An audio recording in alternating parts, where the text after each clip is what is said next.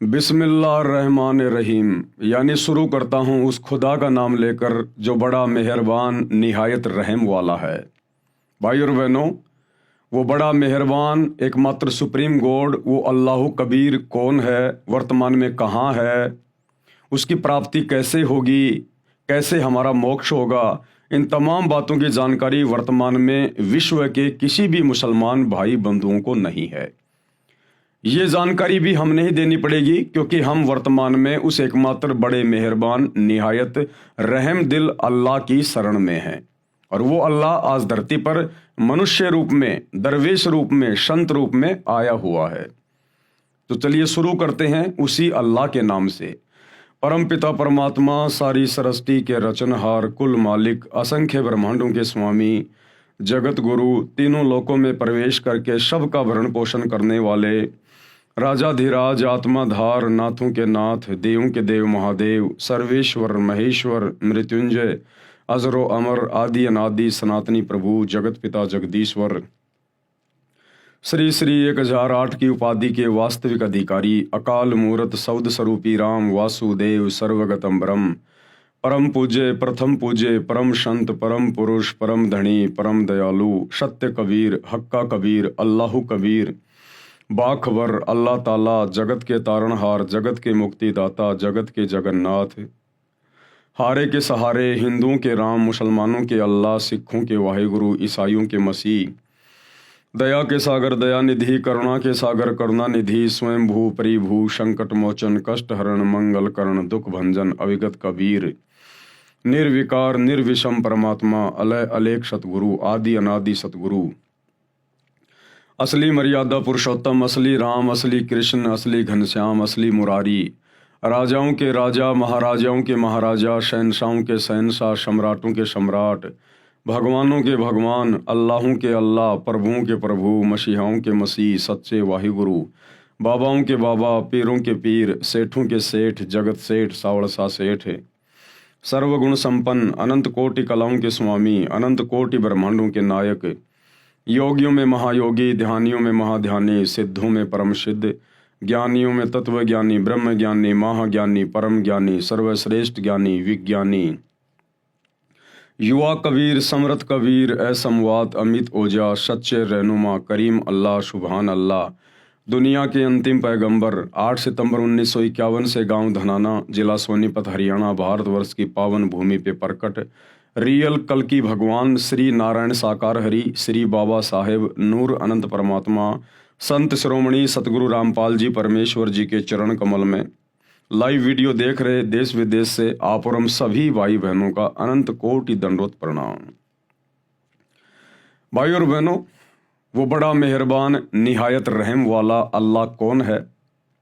वो स्वयं आज संत रूप में भारतवर्ष की पावन भूमि पे प्रकट है और उनका पवित्र नाम है परमपिता परमेश्वर सतगुरु रामपाल जी।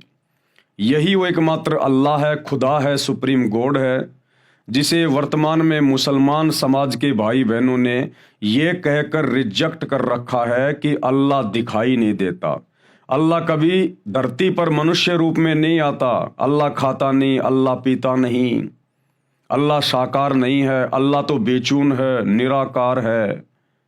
ये केवल मुसलमान समाज के भाई बहनों की अपनी खुद की मनमानी थोड़ी है, जबकि कुरान शरीफ, कुरान मजीद चीख चीख के प्रमाण दे रही है, पवित्र बाइबल चीख चीख के प्रमाण दे रही है, चारों वेद और गीता जी चीख चीख के प्रमाण दे रहे हैं कि वो अल्लाह कबीर, वो सुप्रीम गॉड, सर्व का उत्पत्ति करता, सबका पालन पोषण करता, वो साकार है, निराकार नहीं है, वो नर आकार है, मनुष्य के जैसा है, और उसने सभी मनुष्यों को, स्त्री और पुरुषों को अपने जैसे स्वरूप में बनाया है। परमेश्वर हमारे जैसा है, हम परमेश्वर के जैसे हैं।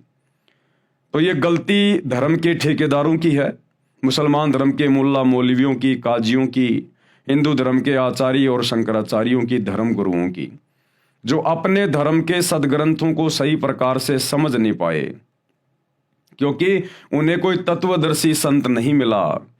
और तत्वदर्शी संत वो अल्लाह कबीर स्वयं ही बन के आता है, और जब वो स्वयं यहाँ आकर इन ग्रंथों को पढ़ाता है तब इस जीव की बुद्धि ऑन होती है, ये सदग्रंथों में लिखी सच्चाई को पहचान पाता है। तो कमी रही हमारे धर्म के धर्म गुरुओं की, जिनको खुद ज्ञान नहीं था, भला आम समाज को, आम जनता को वे कहाँ से ज्ञानी बना देते। लेकिन आज उस एकमात्र अल्लाह, सुप्रीम गॉड, इबादई कबीरा, उन्होंने स्वयं धरती पर आकर अपना अनमोल तत्व ज्ञान देकर बच्चे बच्चे को विद्वान बना दिया, बच्चे बच्चे को। और अब उन्होंने अपने कर कमल से पवित्र पुस्तक, एकमात्र आसमानी पुस्तक मुसलमान समाज के लिए, जो अल्लाह ने स्वयं धरती पर आकर अपने कर कमल से लिखी है, मुसलमान नहीं समझे ज्ञान कुरान। अब इस पुस्तक के माध्यम से आप लोगों तक जानकारी पहुंच रही है कि अल्लाह धरती पर है और साकार है, और जितना जल्दी हो सके उनकी शरण में आ जाइए, अन्यथा 2028 युग परिवर्तन का समय है, महाविनाश दरवाजे पे खड़ा है। तो भाई और बहनों, इस पवित्र पुस्तक के ऊपर 5 वीडियो बन चुके हैं, आज हमारा 6 नंबर का वीडियो है। यदि आपने अभी तक पिछले वीडियो नहीं देखे हैं तो आपको ज़रूर देखने चाहिए, क्योंकि उनको देखे बिना आप जी आगे की वीडियो समझ नहीं पाएंगे। तो पिछले वीडियो में गुरुदेव भगवान ने जिक्र किया कि किस प्रकार से सभी धर्मों की पवित्र पुस्तकों में मांस खाने का उस एकमात्र इबादत कबीरा, कबीर परमेश्वर की तरफ से कोई आदेश नहीं है किसी को भी। और यदि मांस खाने का आदेश यदि बाद में इन पुस्तकों में लिखा गया है, चाहे वो मुसलमानों की हो चाहे हिंदुओं की हो, तो इस शैतान के द्वारा, इस डुप्लीकेट अल्लाह के द्वारा, इस काल के द्वारा ये आदेश दिए गए हैं फरिश्तों के माध्यम से। और शैतान के द्वारा जो आदेश दिए गए हैं, उन आदेशों को हमने बिल्कुल भी स्वीकार नहीं करना है। जबकि परमपिता परमेश्वर ने, जिन्होंने सारी सृष्टि की उत्पत्ति की, जो ओरिजिनल अल्लाह है, सुप्रीम गॉड है, जिनके विषय में सूरत फुरकानी 25 आयत नंबर 52 से 59 में कुरान मजीद में लिखा हुआ है कि उस परमेश्वर ने 6 दिन में आसमान और जमीन के दरमियान जो भी कुछ था उसको बनाया, और 7वें दिन अपने तख्त पर बैठकर विश्राम किया। तो उस परमेश्वर ने, अल्लाह कबीर ने 6 दिनों में किसी भी आत्मा को मांस खाने का या जीव हत्या करने का कोई आदेश नहीं दिया। उस परमेश्वर के सतलोक में सिंहासन पर जाकर बैठने के बाद इस शैतान ने फिर आगे जो आदेश दिया है, उस आदेश को हमने फॉलो नहीं करना है। और आज गुरुदेव हमें बता रहे हैं कि किसी भी धर्म के किसी भी महापुरुष ने, जो कि धर्म के अगुवा रहे हैं, उन्होंने मांस भक्षण नहीं किया। तो मुसलमान धर्म के जो अंतिम पैगंबर माने जाते हैं हजरत मोहम्मद जी, उन्होंने अपने जीवन में कभी मांस को छुआ भी नहीं, खाना तो बहुत दूर की बात है। फिर आज वर्तमान का मुसलमान समाज कैसे कह सकता है कि हम हजरत मोहम्मद जी के फॉलोवर हैं, हम हजरत मोहम्मद जी के नियम और मर्यादाओं में चल रहे हैं, हम उनकी शिक्षाओं में चल रहे हैं। एक भी मुसलमान हजरत मोहम्मद की शिक्षाओं में वर्तमान में नहीं चल रहा है। तो गुरुदेव आज बता रहे हैं नबी हजरत मोहम्मद के विषय में, वो मांस खाया करते थे या नहीं खाया करते थे। ये पवित्र पुस्तक है मुसलमान नहीं समझे ज्ञान कुरान, और इसका पेज नंबर 18+ पार्ट नंबर 6। हजरत मोहम्मद जी मांस नहीं खाते थे। संत गरीबदास महाराज गांव छुडानी जिला झज्जर हरियाणा वाले ने अपनी अमृतवाणी में भी स्पष्ट किया है कि हजरत मोहम्मद जी तथा 1,80,000 जो आदम जी से मोहम्मद जी तक नबी हुए हैं, तथा मोहम्मद जी के उस समय अनुयायी मुसलमान थे, उन्होंने मांस नहीं खाया तथा गाय को बिस्मिल यानी हत्या नहीं किया। नबी हजरत मोहम्मद जी ने अपने जीवन काल में वो 63 वर्ष तक रहे, उसके बाद बीमारी से उनकी मृत्यु हुई। उन्होंने कभी भी अपने जीवन में मांस भक्षण नहीं किया, और ना ही हजरत आदम से लेकर हजरत मोहम्मद जी तक जो 1,80,000 पैगंबर हुए, नबी हुए, उन्होंने कभी किसी को मांस खाने का आदेश नहीं दिया, ना उन आत्माओं ने कभी मांस भक्षण किया। और ना ही हजरत मोहम्मद जी के बाद जो उनके फॉलोवर हुए, ना उन्होंने कभी मांस मिट्टी को हाथ लगाया ना छुआ। ये बिजली तो मुसलमान समाज में वर्तमान में गिरी हुई है शैतान की प्रेरणा से, काल की प्रेरणा से। नबी मोहम्मद नमस्कार है राम रसूल कहाया, 1,80,000 को सौगंध जिन नहीं करद चलाया। आदरणीय गरीबदास जी क्या कह रहे हैं कि नबी मोहम्मद जी को मेरा सलाम है, मेरा नमस्कार है। जो राम के रसूल कहलाए, राम यानी ये डुप्लीकेट अल्लाह, ये शैतान 21 ब्रह्मांड का स्वामी जो डुप्लीकेट अल्लाह बना हुआ है। मुसलमान धर्म के भाई बंधु जिसे अपना खुदा कहते हैं, अल्लाह कहते हैं, शैतान ये उसके रसूल थे, नबी थे। नबी मोहम्मद नमस्कार है राम रसूल कहाया, और 1,80,000 को सौगंध जिन नहीं करद चलाया। 1,80,000 जितने भी नबी हुए हैं मुसलमान धर्म में, उन्होंने कभी भी छुर्रा नहीं चलाया, कभी किसी जीव की हत्या नहीं की उन्होंने। अरश कुरश में अलह तकत है, अरश कुरश यानी आसमान के अंतिम छोर, शतलोक में अल्लाह यानी उस परमेश्वर कबीर जी का सिंहासन है, तकत है। और खालिक बिन नहीं खाली, ये पूरी सृष्टि उस परमेश्वर की मौजूदगी के बिना खाली नहीं है। वे पैगंबर पाक पुरुष थे, वे जितने भी नबी हुए पैगंबर हुए वो तो बिल्कुल पवित्र आत्माएं थी। साहिब के अब्दाली वो परमात्मा के रसूल थे। भावार्थ, संत गरीबदास जी ने बताया है कि नबी मोहम्मद को मैं प्रणाम करता हूँ, वे तो परमात्मा के रसूल यानी संदेश वाहक थे। उनके 1,80,000 मुसलमान अनुयायी मोहम्मद जी के समय में हुए हैं। 1,80,000 नबी भी बाबा आदम से हजरत मोहम्मद जी तक हुए हैं। मैं गरीबदास जी कसम खाता हूँ कि उन्होंने 1,80,000 नबियों तथा अनुयायियों ने तथा हजरत मोहम्मद जी ने ज्ञान होने के बाद कभी किसी जीव पर करद यानी छुर्रा नहीं चलाया, अर्थात कभी भी जीव हिंसा नहीं की और मांस नहीं खाया। परमात्मा आसमान के अंतिम छोर यानी सभी ब्रह्मांडों के ऊपर के स्थान पर विराजमान है, शतलोक में, परंतु उसकी नजरों से कोई भी जीव छिपा हुआ नहीं है। वह सर्व जीवों को देखता है। वे पैगंबर हजरत मोहम्मद तथा अन्य पवित्र आत्माएं थे, वे परमात्मा के कृपया पात्र थे। हजरत मोहम्मद जी मुसलमान भाइयों को शिक्षा लेने की आवश्यकता है। आज जिस कदर मुसलमान धर्म में हरी सब्जियों की तरह मांस खाया जाता है, शैतान की प्रेरणा से, काल की प्रेरणा से जम के अपने कर्म फोड़े जा रहे हैं।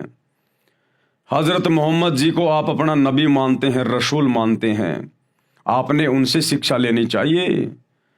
जब हजरत मोहम्मद जी को नबूवत मिली, जब वे पैगंबर मिले, अल्लाह के संदेश वाहक कहलाए, उसके बाद उन्होंने कभी जिंदगी में मांस नहीं खाया, छुआ भी नहीं उन्होंने कभी। उनको पता था कि मांस खाने वाला सीधा नरक में जाता है, अल्लाह का दोषी बनता है। लेकिन भाई और बहनों, शत भक्ति हजरत मोहम्मद जी को प्राप्त नहीं हो पाई। उनको परमात्मा कबीर जी, अल्लाह कबीर जरूर मिले थे जिंदा बाबा के रूप में, लेकिन हजरत मोहम्मद जी ने उनकी भक्ति को सही प्रकार से नहीं निभाया। और ये शैतान, ये डुप्लीकेट अल्लाह, उसने नबी मोहम्मद के ऊपर जो कुरान शरीफ की आयतें नाजिल की या करवाई फरिश्तों के माध्यम से, केवल उसी की साधना में, डुप्लीकेट साधना में लगा रहा, डुप्लीकेट अल्लाह की डुप्लीकेट साधना में लगा रहा, जिस कारण से वो आत्मा जन्नत में नहीं जा पाई, वो आत्मा मोक्ष प्राप्त नहीं कर पाई। और उस डुप्लीकेट अल्लाह की भक्ति करते करते अंत में हजरत मोहम्मद जी की बड़ी दुर्गति से मौत हुई, बड़ी दुर्गति से। अब ये विचार करने की बात है मुसलमान समाज के भाई बंधुओं के लिए, मुल्ला मौलवियों के लिए, कि हजरत मोहम्मद जी ने क्या किया। वो कितने पाक पुरुष थे जिन्होंने कभी मांस को छुआ भी नहीं, और आप लोग सातों दिन हरी सब्जियों की तरह मांस खाते हो। और जब हजरत मोहम्मद जी की ऐसी दुर्गति से मौत हुई, अंत में अकाल मृत्यु, मात्र 63 साल की उम्र में अकाल मृत्यु, तो सोचिए, आप लोग अल्लाह की इबादत तो छोड़ दीजिए, आप तो अपने नबी हजरत मोहम्मद जी की शिक्षाओं पर भी सही प्रकार से नहीं चल पा रहे, तो आप लोगों के साथ में क्या बीतेगी, आप कहां जाओगे जब आपके नबी जन्नत में नहीं जा पाए।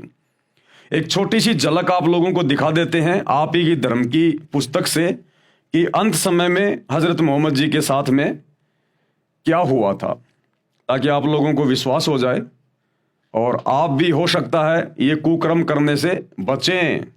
तो भाई और बहनों, ये पुस्तक है हजरत मोहम्मद सल्लल्लाहु अलैहि वसल्लम, मोहम्मद इनायतुल्लाह शुबानी, अनुवाद नसीम गाजी फलाही। ये ना मैंने लिखी है, ना मेरे गुरुदेव भगवान ने लिखी है, ये आप मुसलमान धर्म के भाई बहनों के द्वारा लिखी गई है। ये इनके टेलीफोन नंबर हैं। Madina Islamic book depot centre 273 Ramganj बाजार जयपुर, ये उनके मोबाइल नंबर हैं। मालिक अब्दुल मुजीब है, ये वहाँ से लाई गई है। मरकजी मकतबा इस्लामी पब्लिशर्स नई दिल्ली, ये पिन कोड नंबर हैं। कहाँ से छपी है, ये कॉपीराइट वगैरह सब कुछ देख सकते हैं। ये आपको इसलिए दिखाया जा रहा है ताकि आप लोगों को विश्वास हो कि वास्तव में हमारे धर्म की पुस्तकों में क्या लिखा है और हम लोग क्या साधना कर रहे हैं। तो ये हजरत मोहम्मद जी की जीवनी है और पेज नंबर 326 से आप इसको पढ़ सकते हैं। पेज नंबर 326 से। तकलीफ बहुत बढ़ गई, यानी अंत समय में हजरत मोहम्मद जी को इतनी ज्यादा तकलीफ हो गई, उनसे खड़ा भी नहीं हुआ जाता था। मात्र 63 साल की उम्र में, मात्र 63 साल की उम्र में उनकी अकाल मृत्यु हुई। अब सोचो भाई और बहनों, आप लोगों के साथ में क्या बीतेगी। अंत में ऐसी दुर्गति आपके नबी की हुई, उस डुप्लीकेट अल्लाह, उस शैतान की इबादत करने से, शैतान की इबादत करने के कारण, शत भक्ति को ठुकराने के कारण, जो ओरिजिनल अल्लाह उनको मिले थे, कबीर परमात्मा जिंदा बाबा के रूप में काबा में जब हजरत मोहम्मद जी हज करने गए थे, उनको वहां ओरिजिनल अल्लाह मिला था, जिंदा बाबा। जो तुम मुसलमान समाज के भाई कहते हो अल्लाह दिखाई नहीं देता, अल्लाह बोलता नहीं, अल्लाह चलता नहीं, वो अल्लाह उन्हें मिला था और अपने लोक में लेके गया था, सचखंड में लेके गया था। लेकिन हजरत मोहम्मद जी ने अस्वीकार कर दिया, क्योंकि यहां उनके बहुत ज्यादा फॉलोवर हो गए थे, उनके अंदर मान बढ़ाई छा गई थी, अहंकार आ गया था। तो परमेश्वर ने उनको वापस छोड़ दिया और उनको एक कलमा दे दिया, अल्लाहु कबीर, कि ए हजरत मोहम्मद, अगर कभी कोई आपत्ति आए तो तू ये कलमा पढ़ना, मैं तेरी मदद के लिए आऊंगा। उसके बाद पूरी जिंदगी हजरत मोहम्मद जी ने वही शैतान वाली इबादत की, वही शैतान वाली। और उस इबादत को करने के चलते अंत में हजरत मोहम्मद जी के साथ में क्या हुआ, कैसी दुर्गति से उनकी मौत हुई, ये वर्तमान के मुसलमानों के लिए जो हरी सब्जी की तरह मांस खाते हैं, मंदिरों में जाते हैं, मज़ारों पे सिजदा करते हैं, बहुदेववादी हो गए हैं, ये उनके लिए शिक्षा है कि तुम्हारे नबी के साथ में ऐसा हुआ और तुम तो वो भक्ति भी नहीं कर रहे जो तुम्हारे नबी ने की थी, तो आप लोगों के साथ में क्या बीतेगा। तकलीफ बहुत बढ़ गई, बुखार इतना तेज हुआ कि पूरा शरीर जलने लगा। चहेती बेटी फातिमा रोज बाप की खिदमत में यानी सेवा में हाजिर होती। आप उन्हें देखकर शने से खड़े हो जाते, उन्हें चूमते और अपने पास बिठा लेते। आज बला की बेचैनी थी, उस दिन हजरत मोहम्मद को जबरदस्त बेचैनी थी, बड़ी पीड़ा हो रही थी, कमजोरी भी बहुत ज्यादा थी। हजरत फातिमा आई तो आप उठकर प्यार ना कर सके, अपनी बेटी को भी प्यार ना कर सके, इतने ज्यादा बीमार हो गए थे, उठने की हिम्मत भी नहीं थी, कमजोरी बहुत ज्यादा थी। हजरत फातिमा आई तो आप उठकर प्यार ना कर सके, वे पास आई, स्वयं उन्होंने आपको चूमा और पहलू में बैठ गई। बुखार इतना तेज था कि बार बार आप सलल बेहोश हो जाते।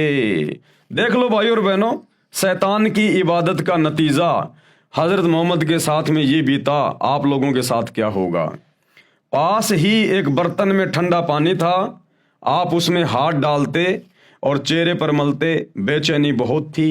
ठीक उसी वक्त आपके होठ हिले और कानों में ये शब्द सुने, यहूदियों और ईसाइयों पर अल्लाह की लानत हो कि वे अपने पैगंबरों की कब्रों पर सजदे करने लगे। सोमवार की रात हुई तो बुखार कम हो गया, ऐसा लग रहा था मानो बुखार जाता रहा। बेचैनी नाम को न थी, तबीयत को बिल्कुल सुकून था। जिसने देखा समझा आप अच्छे हो गए, उदास चेहरे फिर चमक उठे, मुरझाए हुए दिल फिर लहला उठे। यानी जरा सी उनको राहत हुई, जरा सा भी ठीक हुए तो उनके जो फॉलोवर थे उनको बड़ी खुशी हुई कि हमारे सलल लगता है ठीक हो गए, लेकिन ठीक नहीं हुए। सोमवार की रात हुई तो बुखार कम हो गया, ऐसा लग रहा था मानो बुखार जाता रहा। बेचैनी नाम को न थी, तबीयत को बिल्कुल सुकून था। जिसने देखा समझा आप अच्छे हो गए। उदास चेहरे फिर चमकने लगे, मुरझाए हुए दिल फिर लहला उठे। आप सलल यानी हजरत मोहम्मद का कमरा मस्जिद से मिला हुआ था। सुबह हुई तो आपने पर्दा उठाकर देखा कि सच्चे साथी फजर की नमाज में व्यस्त थे। देखकर आप मुस्कुरा दिए कि अल्लाह की जमीन पर आखिर वह गिरोह पैदा हो गया जो आपकी शिक्षाओं का नमूना बनकर अल्लाह की याद में लगा हुआ है। कुछ आहट हुई तो साथी समझे कि आप बाहर आना चाहते हैं। वे खुशी से बेताब हो गए और करीब था कि वे नमाज छोड़ दें, नमाज तोड़ दें। हजरत अबू बकर इमाम थे, उन्होंने चाहा कि पीछे हट जाएं, लेकिन आप सल्लल्लाहु ने इशारे से मना कर दिया। फिर कमरे के अंदर होकर पर्दा गिरा दिया। कमजोरी इतनी ज्यादा थी कि पर्दा भी अच्छी तरह न गिरा सके। पैरों पर खड़े होना भी कठिन था। ये हजरत मोहम्मद की मात्र 63 साल की उम्र में उनकी क्या हालत हो गई थी शैतान की भक्ति करने के कारण। अरे परमात्मा तो बुढ़ापे में भी अपने भगत को बिल्कुल चंगा रखेगा, चंगा। परमात्मा अपने भगत को इस प्रकार की बीमारियों से नहीं गुजरने देता। वो अल्लाह कबीर इबादत कबीरा, अन्यथा उसकी इबादत की आवश्यकता क्या है। ये 63 साल की उम्र में और 1400 साल पहले जिस समय आदमी 150 साल जिया करते थे, 63 साल की उम्र में हजरत मोहम्मद के घुटने टूट गए। इतनी कमजोरी, ऐसी तबीयत खराब हुई। उस डुप्लीकेट अल्लाह ने कोई सहारा नहीं दिया, कोई साथ नहीं दिया। अरे आज तुम्हारा सलमान खान भी 60 साल का हो गया और हट्टा कट्टा लग रहा है, हट्टा कट्टा। और 63 साल की उम्र में हजरत मोहम्मद की ये दुर्गति शैतान की इबादत के कारण है, शैतान की इबादत के कारण है। पर्दा भी अच्छी तरह ना गिरा सके, पैरों पर खड़े होना भी कठिन था। लेकिन साथियों को खुश देखकर आप भी बेहद खुश थे। कमजोरी हर क्षण बढ़ती जा रही थी, मौत धीरे धीरे सरकती आ रही थी। आपने बर्तन में ठंडा पानी मांगा, तुरंत पानी पेश कर दिया गया। आप बार बार उसमें हाथ डालते और चेहरे पर मलते। चादर कभी मुख पर डाल लेते, कभी हटा लेते। उस समय निरंतर आपके मुख से ये शब्द निकल रहे थे, क्या? ए अल्लाह, नजा यानी जाल निकलने के समय की परेशानियों को झेलना मेरे लिए आसान कर दे। आंख फाड़ के देख लो मुसलमान धर्म के भाइयों और बहनों, नबी हजरत मोहम्मद अपने अल्लाह से ये दुआ कर रहे थे, पुकार कर रहे थे कि ए अल्लाह, अरे कम से कम मेरा शरीर, मेरी मौत मेरे नजदीक है, कम से कम अब तो मेरी परेशानी को कम कर दे। यानी मेरे प्राण निकलते समय तो कम से कम मुझे थोड़ी बहुत राहत दे दे।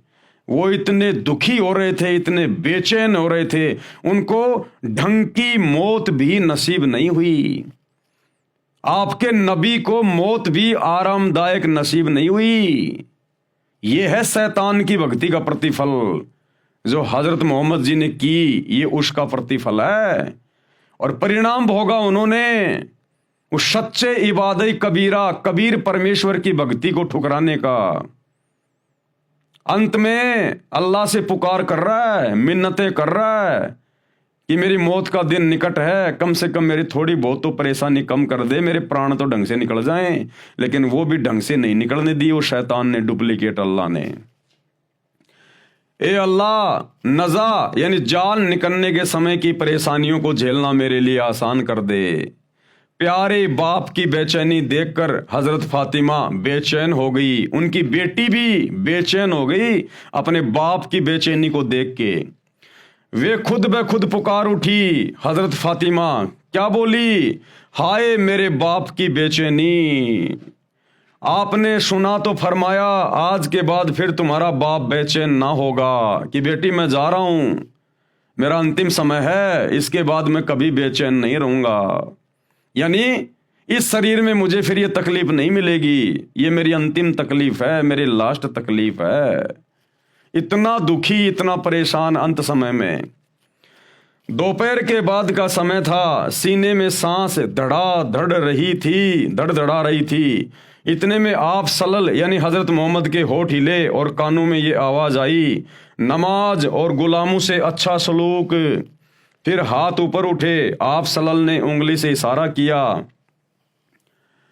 और फिर फरमाया, अब और कोई नहीं, बस वही सबसे बड़ा साथी। क्या बोले हजरत मोहम्मद? बस अब और कोई नहीं, वो ही सबसे बड़ा साथी। कौन? वो इबादई कबीरा ओरिजिनल खुदा जो हजरत मोहम्मद को मक्का में मिला था, काबा में मिला था। क्योंकि हजरत मोहम्मद ने देख लिया कि मैंने शैतान की इबादत की पूरी जिंदगी और अंत में मुझे मौत भी ढंग की नसीब नहीं हो रही, इतनी भयंकर बेचैनी मुझे हो रही है। तो कहा कि एकमात्र वो ही है बस सबका साथी, अल्लाह कबीर, वो कबीर परमात्मा ही साथी है, ये शैतान साथी नहीं है। अब और कोई नहीं, बस वही सबसे बड़ा साथी। यही कहते कहते हाथ लटकाए, आंखें छत से लग गई और पवित्र आत्मा रब से जा मिली, यानी शैतान से जा मिली। मुसलमान जिसे अपना रब कहते हैं, जिसे अपना अल्लाह कहते हैं, वो शैतान है, शैतान है। अब ये देख लो अंत समय में हजरत मोहम्मद की हालत। अरे भक्ति क्यों की जाती है, इबादत क्यों की जाती है? ये दुनिया मंदिरों में मस्जिदों में धक्के क्यों खा रही है? ये भगवान के लिए पैदल जाती है लंबे लंबे रास्ते तय करके, क्यों? सुख शांति के लिए। जब तक जिए तब तक घर परिवार में सुख शांति रहे, कारोबार ठीक ठाक चले, बाल बच्चे सलामत रहे, शरीर सलामत रहे, और अंत में ये शरीर आसानी से छूट जाए। इसीलिए तो दुनिया भक्ति करती है। और देख लो हजरत मोहम्मद जी की अंत समय में क्या हालत हुई। तो वर्तमान के मुसलमानों को एक शिक्षा है कि तुम लोग तो वो साधना भी नहीं कर रहे जो हजरत मोहम्मद ने की थी। उस पवित्र आत्मा ने कभी जिंदगी में मांस को छुआ नहीं, कभी ब्याज लिया नहीं, कभी झूठ बोला नहीं। और आप मुसलमान क्या कर रहे हो वर्तमान में? उनकी एक भी शिक्षा पर नहीं हो, तो सोचो तुम्हारे साथ में क्या होगा, यहां भी और शरीर छोड़कर जाने के बाद भी। सोमवार का दिन था, रबीउल अव्वल की 12 तारीख थी, हिजरत का 11वां साल था। जाने सारों की नज़र में दुनिया अंधेरी हो गई और दिल की बस्ती में सन्नाटा छा गया। निसंदेह हम अल्लाह ही के हैं और बेशक उसी की ओर लौटने वाले हैं। ए अल्लाह, सलामती हो प्यारे नबी पर। अरे जब खुद हजरत मोहम्मद की दुआ उस डुप्लीकेट अल्लाह ने स्वीकार नहीं करी, खुद हजरत मोहम्मद जी प्रार्थना करते करते मर गए कि ए अल्लाह, कम से कम मरते मरते तो कम से कम मुझे थोड़ी बहुत राहत दे दे, बड़ी बेचैनी हो रही है। जब उस डुप्लीकेट अल्लाह ने, शैतान ने हजरत मोहम्मद की खुद की प्रार्थना स्वीकार नहीं करी और दुर्गति से ही मौत हुई, तो भला उनके फॉलोअर के द्वारा, उनके अनुयायियों के द्वारा जो सलामती की दुआ की जा रही थी, वो कैसे स्वीकार होगी? हे अल्लाह, सलामती हो प्यारे नबी पर। नबी बेचारा तड़प तड़प के मरा, नबी की तो उसने सुनी नहीं, तुम्हारी कहां से सुन लेगा? उनकी संतान पर और उनके सब साथियों पर इंतकाल के समय आप सल्लल्लाहु की उम्र 63 साल थी, मात्र 63 साल। अकाल मृत्यु हुई, अकाल मृत्यु। जबकि भक्ति करने वालों की, सच्चे खुदा की सच्ची इबादत करने वालों की, आजीवन मर्यादा में रहने वालों की कभी भी अकाल मृत्यु नहीं होती है। अंत समय में भगत की मौत ऐसे होती है जैसे पका हुआ आम का फल जरा सी हवा लगते पेड़ से नीचे गिर जाता है। तो अंत समय में भगतों की ऐसी मृत्यु होती है। दुनिया वालों की तरह हॉस्पिटल में तड़प तड़प के, एक्सीडेंट में इस प्रकार से मृत्यु नहीं होती, अन्यथा भक्ति की क्या आवश्यकता। लेकिन ये दुनिया जानती तो नहीं कि भक्ति क्या है, भगवान क्या है। अगर जानना है तो सतगुरु रामपाल जी के यूट्यूब पर सत्संग सुनना शुरू कर दो, जल्द से जल्द उनकी शरण में आ जाओ, वरना 2028 युग परिवर्तन का समय है। ये शैतान, ये काल जिसने नबी को नहीं बख्शा, ये वर्तमान के लोगों को कहां बख्शेगा जिनका कोई दीन धर्म नहीं है। अभी 2-3 दिन पहले थाईलैंड में, म्यांमार में भूकंप आया 7.7 रिएक्टर का। सैकड़ों बिल्डिंगें धराशायी हो गई, हजारों लोग अकाल मौत मर गए। आने वाले समय में 15-15 स्केल रिएक्टर के भूकंप आएंगे, 15-15। तब कहां जाओगे, किसको पुकारोगे? अरे थाईलैंड के मुसलमान क्या अल्लाह की भक्ति नहीं करते, क्या इबादत नहीं करते? ये शैतान किसी को नहीं बख्शता। जब नबियों को नहीं बख्शा तो औरों की क्या औकात है। इसलिए भाई और बहनों, ये आपकी आंखों के सामने है, ये प्रमाण आपको दिखा दिया गया है। मानो तो ठीक और ना मानो तो ठीक भाई, हमारा जो कर्म है वो हम कर रहे हैं। तो हजरत मोहम्मद जी ने कभी मांस को छुआ भी नहीं, और वर्तमान के मुसलमान आज 7 दिन मांस खाते हैं। तो भाई क्या होगा आप लोगों के साथ में। संत जंभेश्वर महाराज जी के विचार, यानी हजरत मोहम्मद जी को लेकर संत जंभेश्वर जी महाराज एक राजस्थान में संत हुए हैं, वो क्या कुछ कह रहे हैं। इसी बात की गवाही संत जंभेश्वर जी महाराज विष्णोई धर्म के प्रवर्तक ने दी है शब्द संख्या 12 में। महमद महमद न कर काजी, महमद का तो विषम विचारूं। महमद हाथ करद ना होती, लोहे घड़ी नसारू। महमद साथ पयंबर सीधा, 1,80,000। और महमद मर्द हलाली होता, तुम ही भये मुर्दाऊ। भावार्थ किया गुरुदेव ने। संत जंभेश्वर जी ने बताया है कि हे काजी, आप उस पवित्र आत्मा मोहम्मद जी का नाम लेकर जो गाय या अन्य जीवों को मारते हो, उस महापुरुष को बदनाम कर रहे हो। हजरत मोहम्मद जी के विचार बहुत नेक थे, आप उनके बताए मार्ग से भटक गए हैं। मोहम्मद जी के हाथ में करद यानी जीव काटने का छुर्रा नहीं था, जो लोहे के आयरन पर घण से कूट कर तैयार होता है। हजरत मोहम्मद के साथ 1,80,000 पवित्र आत्माएं मुसलमान अनुयायी थे। वे तथा हजरत आदम से हजरत मोहम्मद तक नबी हुए हैं। वे सीधे साधे थे तथा नेक पैगंबर थे। हजरत मोहम्मद तो सूरवीर हलाल की कमाई करके खाने वाले थे। तुम ही मुर्दारू अर्थात जीव हिंसा करने वाले हो। आप उस महापुरुष के अनुसार अपना जीवन निष्पाप बनाओ, जीव हिंसा मत करो। संत जंभेश्वर को परमात्मा जिंदा महात्मा के रूप में समराथल में मिले थे। कबीर परमात्मा अल्लाह कबीर संत जंभेश्वर जी को भी मिले थे जिंदा बाबा के रूप में। जैसा कि वेदों में प्रमाण है कि परमात्मा सतलोक में रहता है, वहां से गति करके पृथ्वी पर प्रकट होता है, अच्छी आत्माओं को मिलता है, उनको आध्यात्मिक यथार्थ ज्ञान देता है, कवियों की तरह आचरण करता हुआ पृथ्वी पर विचरता है। जिस कारण से प्रसिद्ध कवियों में भी एक कवि होता है, वह कवि की उपाधि प्राप्त करता है। परमात्मा गुप्त भक्ति के मंत्रों को उद्घृत करता है यानी आविष्कार करता है, जो वेदों व कतेबों आदि आदि पोथियों में नहीं होता। कृपया इन मंत्रों का अनुवाद देखें फोटो कॉपी में इसी पुस्तक के पेज नंबर 140 पर। यह प्रमाण है ऋग्वेद मंडल 9 सूक्त 20 मंत्र 1, ऋग्वेद मंडल 9 सूक्त 86 मंत्र 26 और 27, ऋग्वेद मंडल 9 सूक्त 82 मंत्र 1 और 2, ऋग्वेद मंडल 9 सूक्त 54 मंत्र 3, ऋग्वेद मंडल 9 सूक्त 94 मंत्र 1, ऋग्वेद मंडल 9 सूक्त 95 मंत्र 2, ऋग्वेद मंडल 9 सूक्त 96 मंत्र 17 से 20। जैसा कि पूर्व में लिख दिया है कि हजरत मोहम्मद जी तथा अन्य कई महात्माओं को परमात्मा जिंदा महात्मा के रूप में मिला था, उसी प्रकार महात्मा जंभेश्वर जी महाराज को समराथल में जिंदा संत के रूप में परमात्मा मिले थे। कबीर जी। प्रमाण श्री जंभेश्वर जी की वाणी संख्या 50 का कुछ अंश। दिल दिल आप खुदाए बंद जाग्यो, सब दिल जाग्यो सोई। जो जिंदो हज काबे जाग्यो, थल सिर जाग्यो सोई। नाम विष्णु के मुश्किल गाल रे, ते काफिर शैतानी। हिंदू होय का तीर्थ नहावे, पिंड भरावे, ते पण रहा इवाणी। तुर्क होए हज काबो धोके, भूल्या मुसलमानी। के पुरुष अवर जागेला, थल जाग्यो निजवाणी। गुरुदेव ने क्या अर्थ किया है?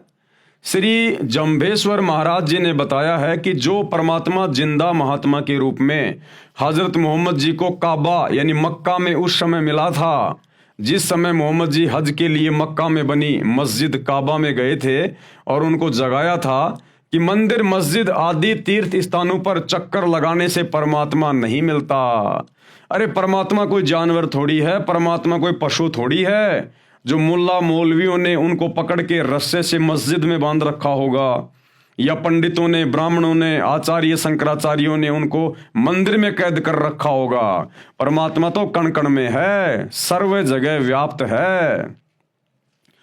परमात्मा प्राप्ति के लिए मंत्र जाप की आवश्यकता है, और वे मंत्र वर्तमान में पूरे विश्व में जो सूर अशूरा 42 आयत नंबर 1 और 2 में ऐन सीन काफ, ये जो 3 मंत्र लिखे हुए हैं, और गीता अध्याय 17 श्लोक 23 में ओम तत् सत, ये 3 मंत्र लिखे हुए हैं। इन तीनों मंत्रों के वास्तविक मंत्र क्या हैं? ये तो केवल कोड वर्ड में है, ऐन सीन काफ ओम तत् सत, लेकिन इनके पीछे वास्तविक मंत्र क्या हैं?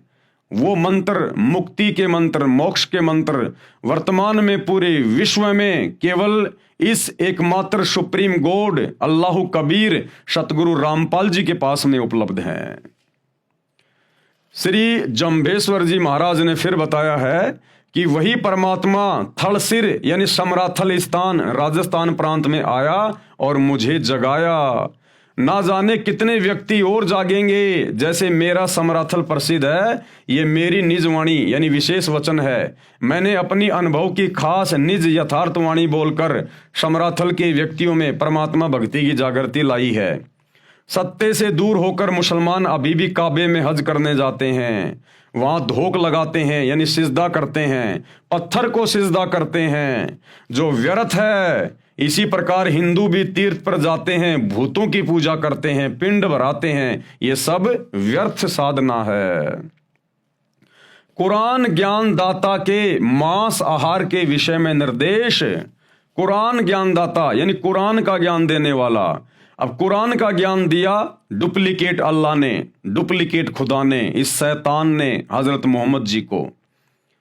तो मांस खाने को लेकर इस शैतान ने क्या कुछ फरमान जारी किया है अपनी तरफ से, हम सबके कर्म फुड़वाने के लिए, हमें नरक में ठोकने के लिए, 84 लाख योनियों में गधे कुत्ते शुअर बनाने के लिए, हमें कष्ट देने के लिए। इस डुप्लीकेट अल्लाह ने कुरान में कहा, किन किन आयतों में और कैसे कैसे किन किन जानवरों का मांस खाने का आदेश दिया है। ये इसी प्रकार से जीवों को भ्रमित करता है। उस अल्लाह कबीर ने, सुप्रीम गॉड ने कोई मांस खाने का आदेश नहीं दिया, पहले आप जी पढ़ चुके हैं। उसने तो 6 दिन में आसमान और धरती के बीच में जो भी कुछ था उसको बनाया और 7वें दिन तख्त पे जा बैठा। और पवित्र बाइबल में साफ साफ लिखा हुआ है कि उन 6 दिनों में उस अल्लाह ने, सुप्रीम गॉड ने, कबीर जी ने स्त्री और पुरुषों को खाने के लिए क्या आदेश दिया और जानवरों को खाने के लिए क्या आदेश दिया। और उसके तख्त पर जाकर बैठने के बाद इस शैतान ने फिर हमें भ्रमित कर दिया, उल्टे सीधे आदेश देकर, मांस खाने का आदेश देकर। तो जो कुरान का ज्ञान देने वाला है डुप्लीकेट अल्लाह, उसने क्या कुछ लिखा है मांस खाने के विषय में। सूर अल माइदा 5 और आयत नंबर 1, ये डुप्लीकेट अल्लाह, ये शैतान क्या कह रहा है। ऐ लोगो जो ईमान लाए हो यानी मुसलमान बने हो, प्रतिबंधों का पूर्ण रूप से पालन करो यानी मेरी बनाई मर्यादा का पालन करो। और क्या कह रहा फिर ये शैतान, ये कैसे भ्रमित करता फिर देखिएगा। तुम्हारे खाने के लिए चौपाइयों की जाति के सब जानवर हलाल यानी वैध किए हैं। क्या कह रहा है ये शैतान कि तुम्हारे खाने के लिए मैंने चौपाइयों की जाति के सब जानवर, चौपाइयों यानी जिनके 4 पैर होते हैं जानवर, मैंने तुम्हारे खाने के लिए वैध कर दिए हैं, जायज कर दिए हैं। तुम 4 पैर वाले जानवरों को काट के खा सकते हो, उनका मांस खा सकते हो। ये शैतान का आदेश है, शैतान का आदेश है। तुम्हारे खाने के लिए चौपाइयों की जाति के सब जानवर हलाल यानी वैध किए हैं, सिवाय उनके जो तुमको आगे चलकर बताएंगे। लेकिन हराम की हालत में शिकार को अपने लिए हलाल न करो, बेशक अल्लाह जो चाहता है हुक्म देता है। जो 4 पांव वाले जानवर खाने के लिए जायज बताए हैं वे हैं ऊंट, गाय, भेड़, बकरी आदि। ये शैतान का फरमान है। सूर माइदा 5 आयत नंबर 3, तुम पर हराम किया गया, यानी जो खाना पाप है वे जानवर बताए हैं। मुर्दार, खून, सूअर का मांस, वे जानवर जो अल्लाह के सिवा किसी और के लिए ज़बह यानी मारा गया हो, उसको भोग लगा हो, किया गया हो, वह जो गला घुटकर या चोट खाकर या ऊंचाई से गिरकर या टक्कर खाकर मरा हो या किसी हिंसक जानवर ने फाड़ा हो, सिवाय उसके जिसे तुमने जीवित पाकर ज़बह न किया हो, वह किसी स्थान पर ज़बह किया गया हो, यानी जिस स्थान पर अन्य देवी देवताओं की मूर्ति हो, और ये भी तुम्हारे लिए नाजायज़ है, और 500 यानी टोस डाल करके उनके द्वारा अपना भाग्य मालूम करो। ये सारे उपरोक्त काम आदेश उल्लंघन के हैं। ये सारे के सारे आदेश शैतान के हैं, शैतान के। 6 दिन में सृष्टि रचकर वो इबादई कबीरा सुप्रीम कोर्ट तो तख्त पे जाके बैठ गया सिंहासन पर सतलोक में। उसके बाद ये आदेश शैतान के हैं, मांस खाने के, परमात्मा के आदेश नहीं हैं। सूरा अल मोमिन 40 आयत नंबर 79, अल्लाह ही ने तुम्हारे लिए चौपाए बनाए हैं ताकि इनमें से किसी पर तुम सवार हो और किसी का गोश्त यानी मांस खाओ। ये शैतान का आदेश है। अल्लाह ने तो ये कहा था कि इस पृथ्वी पर जितने भी जीव जंतु हैं, हे इंसान, तुम उनके ऊपर अपना अधिकार रखना। अधिकार रखने का मतलब कि हे इंसान, जो मैंने तुझे बनाया है नर और नारी करके, तेरे को मैंने विशेष बुद्धि बख्शी है। ये बुद्धि, ये दिमाग अन्य जीव जंतुओं को नहीं है जितनी तुझे है। इसलिए तू अपनी मेहनत करके, अपना पुरुषार्थ करके अपनी रोजी रोटी का बंदोबस्त करना। और तेरे खाने के लिए मैंने जितने भी छोटे छोटे बीज वाले पेड़ हैं और बड़े बड़े जो फल हैं मैंने वो दिए हैं। और तू इन जानवरों पे अधिकार रखना। अधिकार रखने का मतलब है जैसे हम अपने घरों पर गाय रखते हैं, भैंस रखते हैं, तो हमने उनके ऊपर अपना अधिकार किया। हमने उनको समय पे खाना खिलाया, चारा खिलाया, पानी पिलाया, तो वो गाय फिर हमें दूध देती है। दूध से तरह तरह की मिठाइयाँ बनती है, पौष्टिक भोजन बनता है।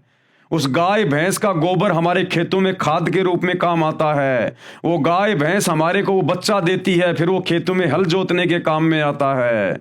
और मरने के बाद उसकी चमड़ी काम आती है पैर के जूते बनाने के लिए। परमेश्वर ने ये नहीं कहा कि तुम जानवरों को खाना, काटना, ये नहीं कहा, केवल अधिकार के लिए कहा है। अब जैसे कोई व्यक्ति किसी हॉस्टल में अपने बच्चे को शहर में एडमिशन दिलवा के आ जाए, भाई माता पिता तो 24 घंटे बच्चे के पास रह नहीं सकते, उन्होंने तो गांव में आके अपना काम भी करना है। और बच्चे को कॉलेज में एडमिशन दिलवा दिया और रहने के लिए हॉस्टल में छोड़ के आ गए।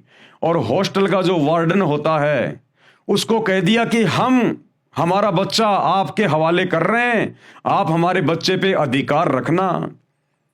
अब उस अधिकार का मतलब क्या है कि मेरा बच्चा ढंग से पढ़े, बढ़िया इसके खाने पीने का ध्यान रखना, हम आपको समय पे पैसा देते रहेंगे, आपकी फीस भरते रहेंगे।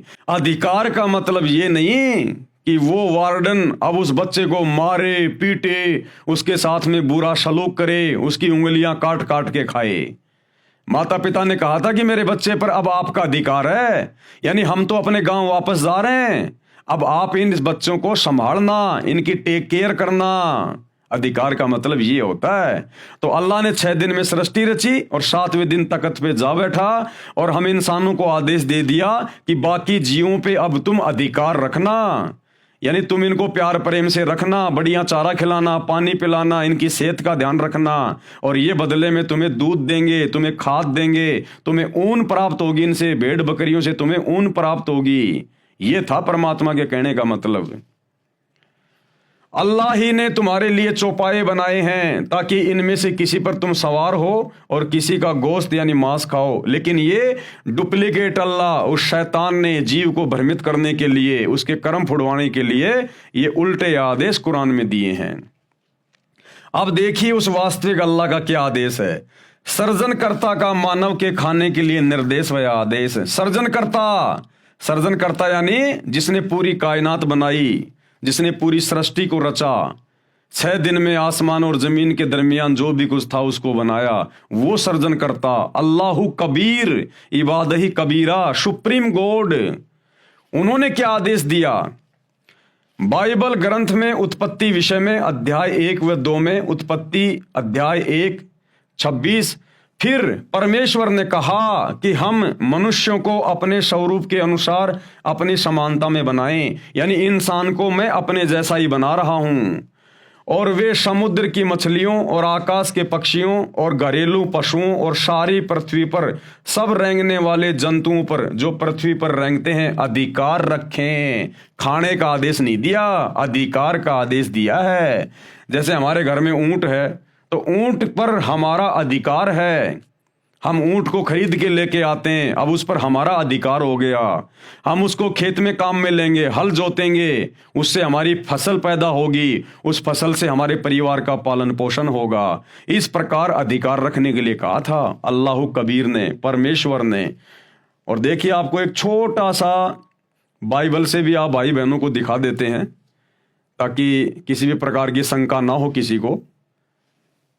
ये बाइबल है, ये बाइबल भी उसी शैतान के द्वारा हजरत ईसा के ऊपर नाजिर हुई थी।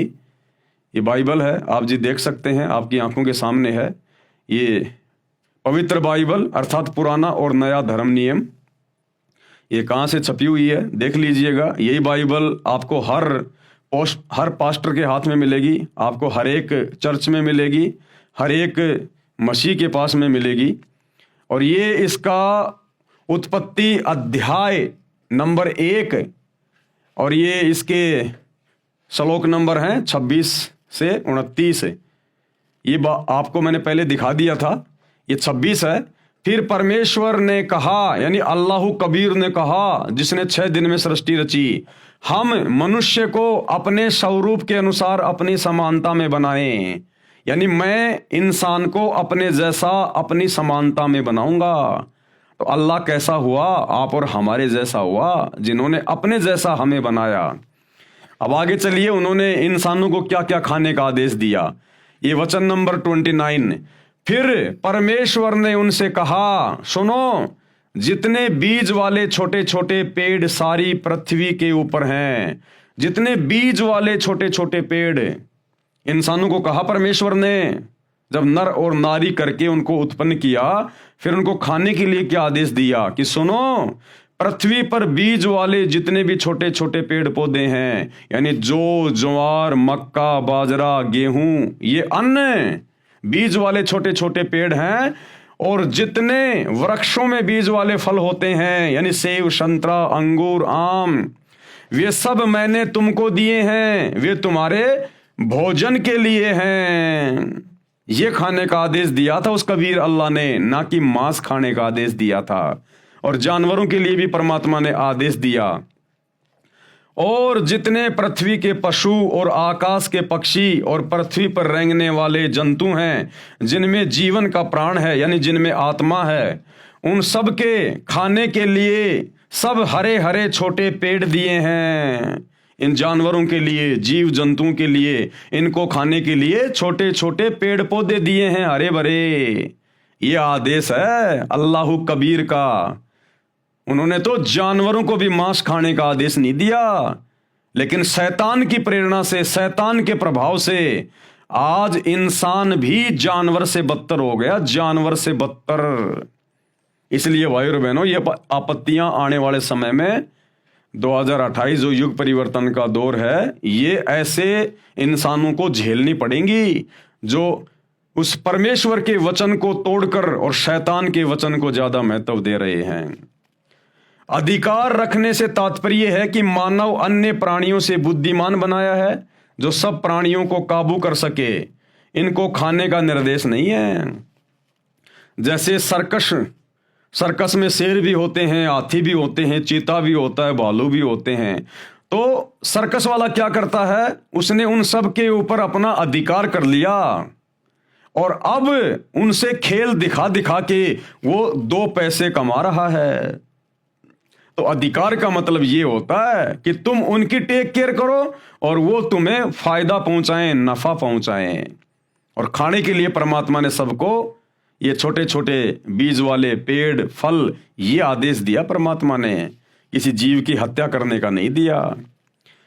उत्पत्ति 1 श्लोक 27, तब परमेश्वर ने मनुष्यों को अपने स्वरूप के अनुसार उत्पन्न किया, नर नारी करके उसने मनुष्य की सृष्टि की। परमेश्वर ने मनुष्यों को आशीष दी और उनसे कहा, फूलो फलो और पृथ्वी के ऊपर भर जाओ। मनुष्यों के भोजन के लिए निर्देश जो अभी आपने बाइबल में देख लिया कि उस अल्लाह कबीर ने, सुप्रीम गॉड ने इंसानों के भोजन के लिए क्या निर्देश दिए। उत्पत्ति अध्याय 1 श्लोक 29, फिर परमेश्वर ने उनसे यानी मनुष्यों से कहा, सुनो, जितने बीज वाले छोटे छोटे पेड़ सारी पृथ्वी के ऊपर हैं, यानी बाजरा, ज्वार, गेहूं, चावल, चना, मक्का, काजू, बादाम, पिस्ता आदि आदि, और जितने वृक्षों में बीज वाले फल होते हैं, आम, अमरूद, जामुन, केले, अंगूर, वे सब मैंने तुमको दिए हैं, वे तुम्हारे भोजन के लिए हैं। अभी आपने बाइबल में देख लिया। उत्पत्ति अध्याय 1 श्लोक 30, और जितने पृथ्वी के पशु और आकाश के पक्षी और पृथ्वी पर रेंगने वाले जंतु हैं, जिनमें जीवन के प्राण हैं, उन सब के खाने के लिए मैंने हरे हरे छोटे पेड़ दिए हैं, और वैसा ही हो गया। उत्पत्ति अध्याय 1 श्लोक 31, बाइबल में क्या लिखा है, तब परमेश्वर ने जो कुछ बनाया था देखा तो क्या देखा कि वो बहुत अच्छा है। तब सांझ हुई, फिर भोर हुआ, इस प्रकार 6वां दिन हो गया। उत्पत्ति अध्याय 2 और आगे ये श्लोक नंबर 2, यों आकाश और पृथ्वी और उसकी सारी सेना का बनाना समाप्त हो गया, और परमेश्वर ने अपना काम जिसे वह करता था 7वें दिन समाप्त किया, और उसने अपने किए हुए सारे काम से 7वें दिन विश्राम किया। यानी वो कबीर परमात्मा अपने सतलोक के सिंहासन पर जा बैठा। उत्पत्ति अध्याय 2 श्लोक 3, और परमेश्वर ने 7वें दिन को आशीष दी तथा पवित्र ठहराया, क्योंकि उसमें उसने सृष्टि की रचना के सारे काम से विश्राम किया। विशेष मानव के भोजन के विषय में यह आदेश उस अल्लाह का, जिसके विषय में कुरान की सूरत फुरकानी 25 आयत नंबर 52 से 59 में वर्णन है कि कबीर अल्लाह ने सर्व सृष्टि की रचना 6 दिन में की, फिर ऊपर आसमान में तख्त यानी सिंहासन पर जा विराजा। उसकी खबर यानी संपूर्ण जानकारी किसी बाखबर यानी तत्वदर्शी संत से पूछो, उससे जानो। अब भैया उसकी जानकारी तो वर्तमान में सतगुरु रामपाल जी परमेश्वर जी के पास में है, बाकी पूरे विश्व में किसी के पास नहीं है। और अब ये जानकारी धीरे धीरे धीरे धीरे पूरी दुनिया को पता चल रही है कि वास्तव में रियल अल्लाह कौन है, रियल गॉड कौन है, और ये डुप्लीकेट शैतान जिसने सबको भ्रमित कर रखा है, जो मुसलमानों का अल्लाह बन के बैठा, हिंदुओं का भगवान बन के बैठा हुआ है। अब ये जानकारी सतगुरु रामपाल जी ने यानी स्वयं उस अल्लाह कबीर ने धरती पर बाखबर के रूप में, तत्वदर्शी संत के रूप में प्रकट होकर अब सबको बता दी है। और अब ये डूंडा फटेगा, डूंडा पूरे विश्व में डंके की चोट पर बच्चे बच्चे को पता चलेगा कि शैतान कौन है, डुप्लीकेट अल्लाह कौन है और सुप्रीम गॉड कौन है। यह कादिर अल्लाह अल्लाह ताला है, सृष्टि का रचनहार है। इसने जो रचना करनी थी 6 दिन में की, तथा जो प्राणियों के खाने का आदेश देना था दिया, और 7वें दिन ऊपर आसमान में अपने निज निवास में तख्त पर जा बैठा, जिसका आदेश मानव यानी नर नारी को मांस खाने का नहीं है। इसके आदेश की अवहेलना करके, अन्य का आदेश पालन करके मांस खाने वाले परमेश्वर का विधान भंग कर रहे हैं। हिंदू हो, मुसलमान हो, सिख हो, ईसाई हो, जो भी लोग मांस खाते हैं, उल्टे कार्य करते हैं, 2 नंबर के काम करते हैं, ये सब के सब शैतान के प्रभाव से कर रहे हैं, डुप्लीकेट अल्लाह के प्रभाव से कर रहे हैं। उस सुप्रीम गॉड अल्लाह कबीर के आदेश की अवहेलना कर रहे हैं, जिस कारण से भयंकर मुसीबतों का सामना करना पड़ेगा, जो दंडित किए जाएंगे। विशेष बाइबल के इस कथन से सिद्ध होता है कि सृष्टि रचना करने वाले ने अपने वचन से अनेकों स्त्री पुरुषों मनुष्यों की उत्पत्ति की थी, तथा अनेकों पशु पक्षियों तथा पृथ्वी व जल के जीव जंतुओं की उत्पत्ति की थी। जैसे कहा है कि बाइबल उत्पत्ति 1 अध्याय 25, छठे दिन इस प्रकार परमेश्वर ने पृथ्वी के जाति जाति के वन पशुओं को और जाति जाति के भूमि पर रेंगने वाले सब जंतुओं को बनाया। उत्पत्ति अध्याय 1 श्लोक 26 और 27। तब परमेश्वर ने मनुष्यों को अपने स्वरूप के अनुसार उत्पन्न किया, यानी खुदा ने हमें अपने जैसा बनाया, यानी भगवान हमारे जैसा है, इंसान जैसा। नर नारी करके मनुष्यों की सृष्टि की, जो बाइबल में आगे वर्णन है। यह परले के बाद का है। फिर भी हमने मांस न खाने वाला प्रकरण समझना है। इससे स्पष्ट है कि पूर्ण ब्रह्म यानी कादिर अल्लाह यानी परमेश्वर का आदेश मानव को मांस खाने का नहीं है।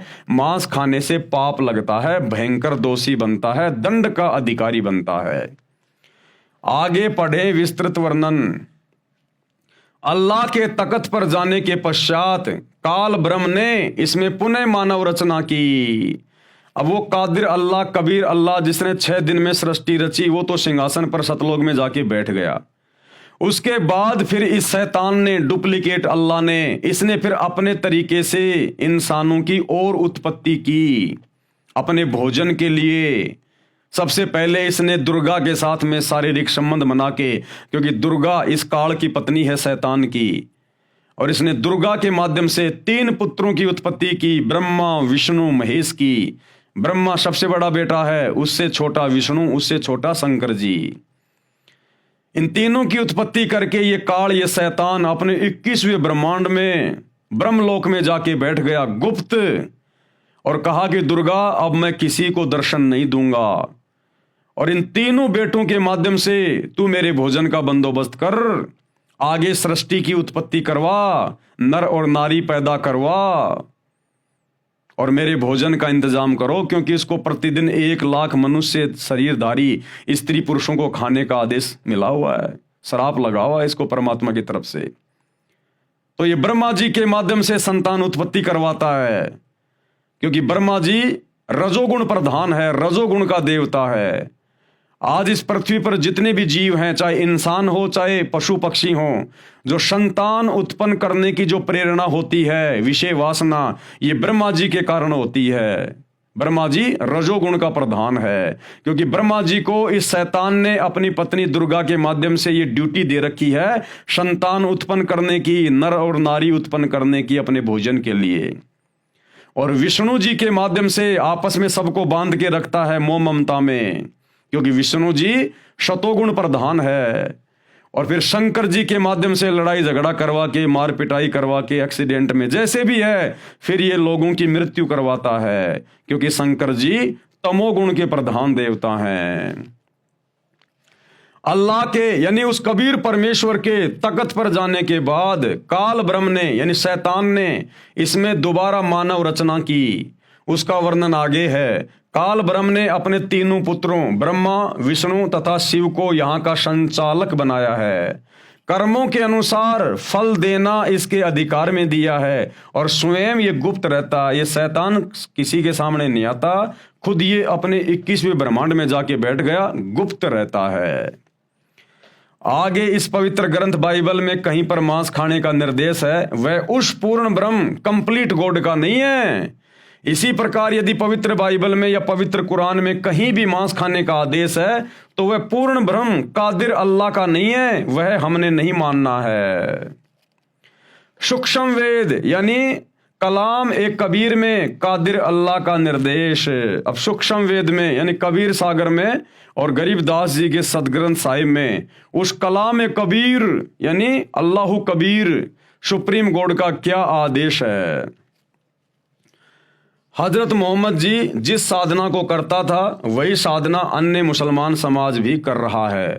वर्तमान में सब मुसलमान श्रद्धालु मांस भी खा रहे हैं, परंतु नबी मोहम्मद जी ने कभी मांस नहीं खाया, तथा न ही उनके सीधे अनुयायियों 1,80,000 ने मांस खाया।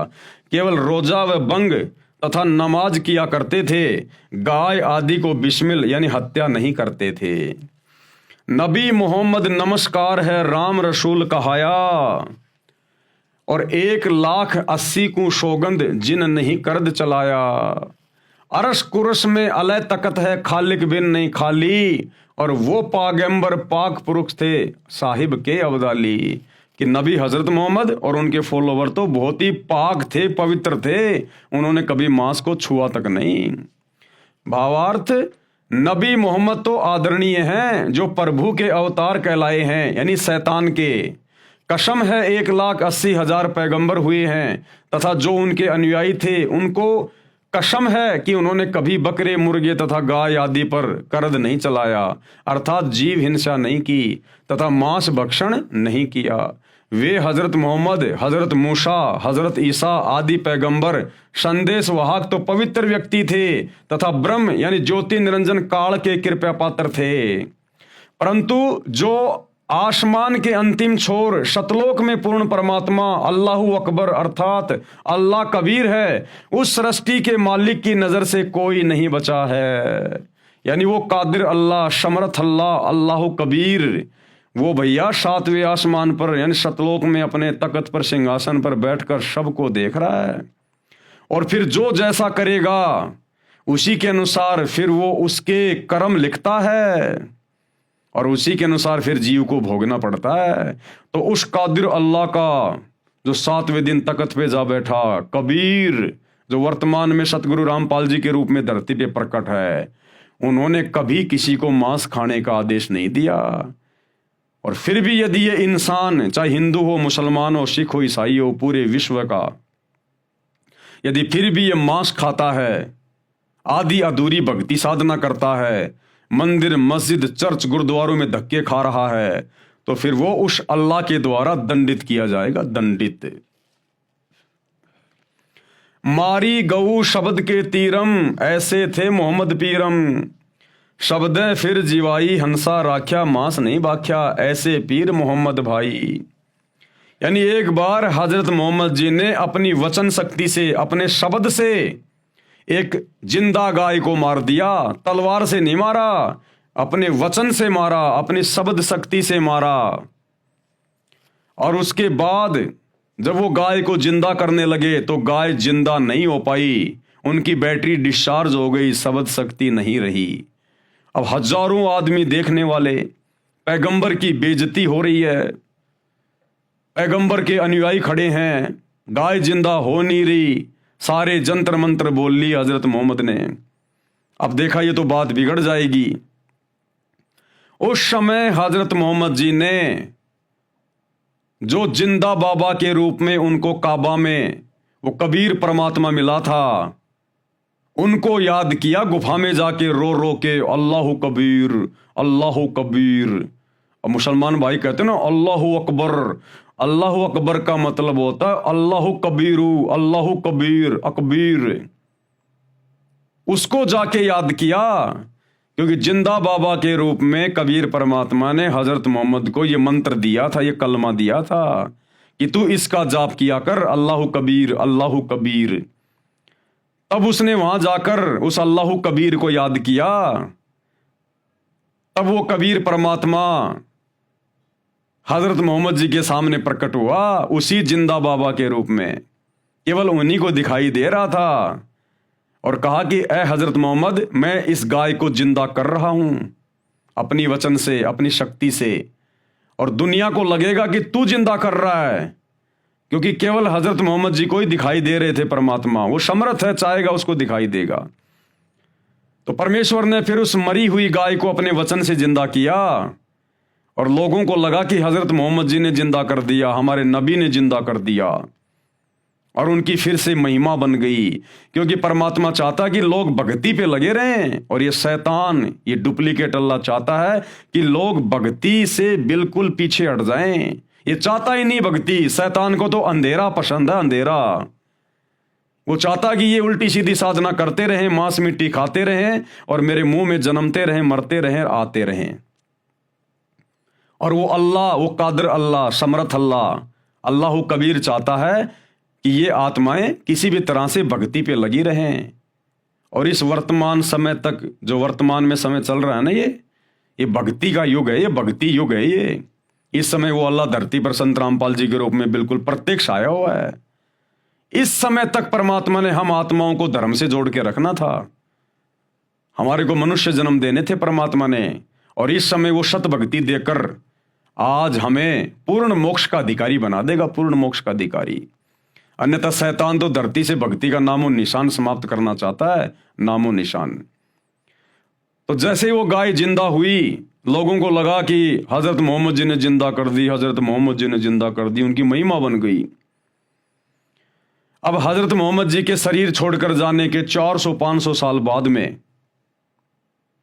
जो मुसलमान धर्म के जो ठेकेदार थे, जगह जगह जो इनकी जो संस्थाएं बन गई थी, इन्होंने एक निर्णय लिया कि क्यों ना हम उस दिन को मनाना शुरू कर दें यादगार के रूप में, जिस दिन हमारे नबी ने मरी हुई गाय को जिंदा किया था।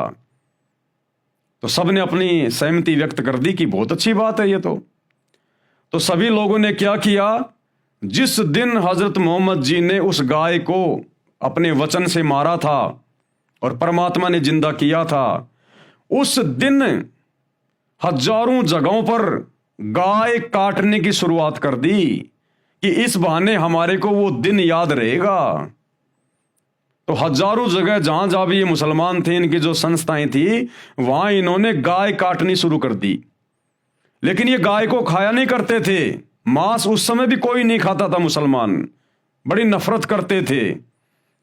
गाय को केवल काटना शुरू कर दिया उस दिन की याद बनाए रखने के लिए, और गाय को काट के फिर उसको जंगल में डाल के आ जाते थे। यह सिलसिला काफी लंबे समय तक चलता रहा। आगे चलकर एक समय भयंकर अकाल पड़ गया, अकाल, खाने को दाना भी नहीं मिल रहा लोगों को, और उसी समय उनका वो गाय काटने वाला दिन आ गया।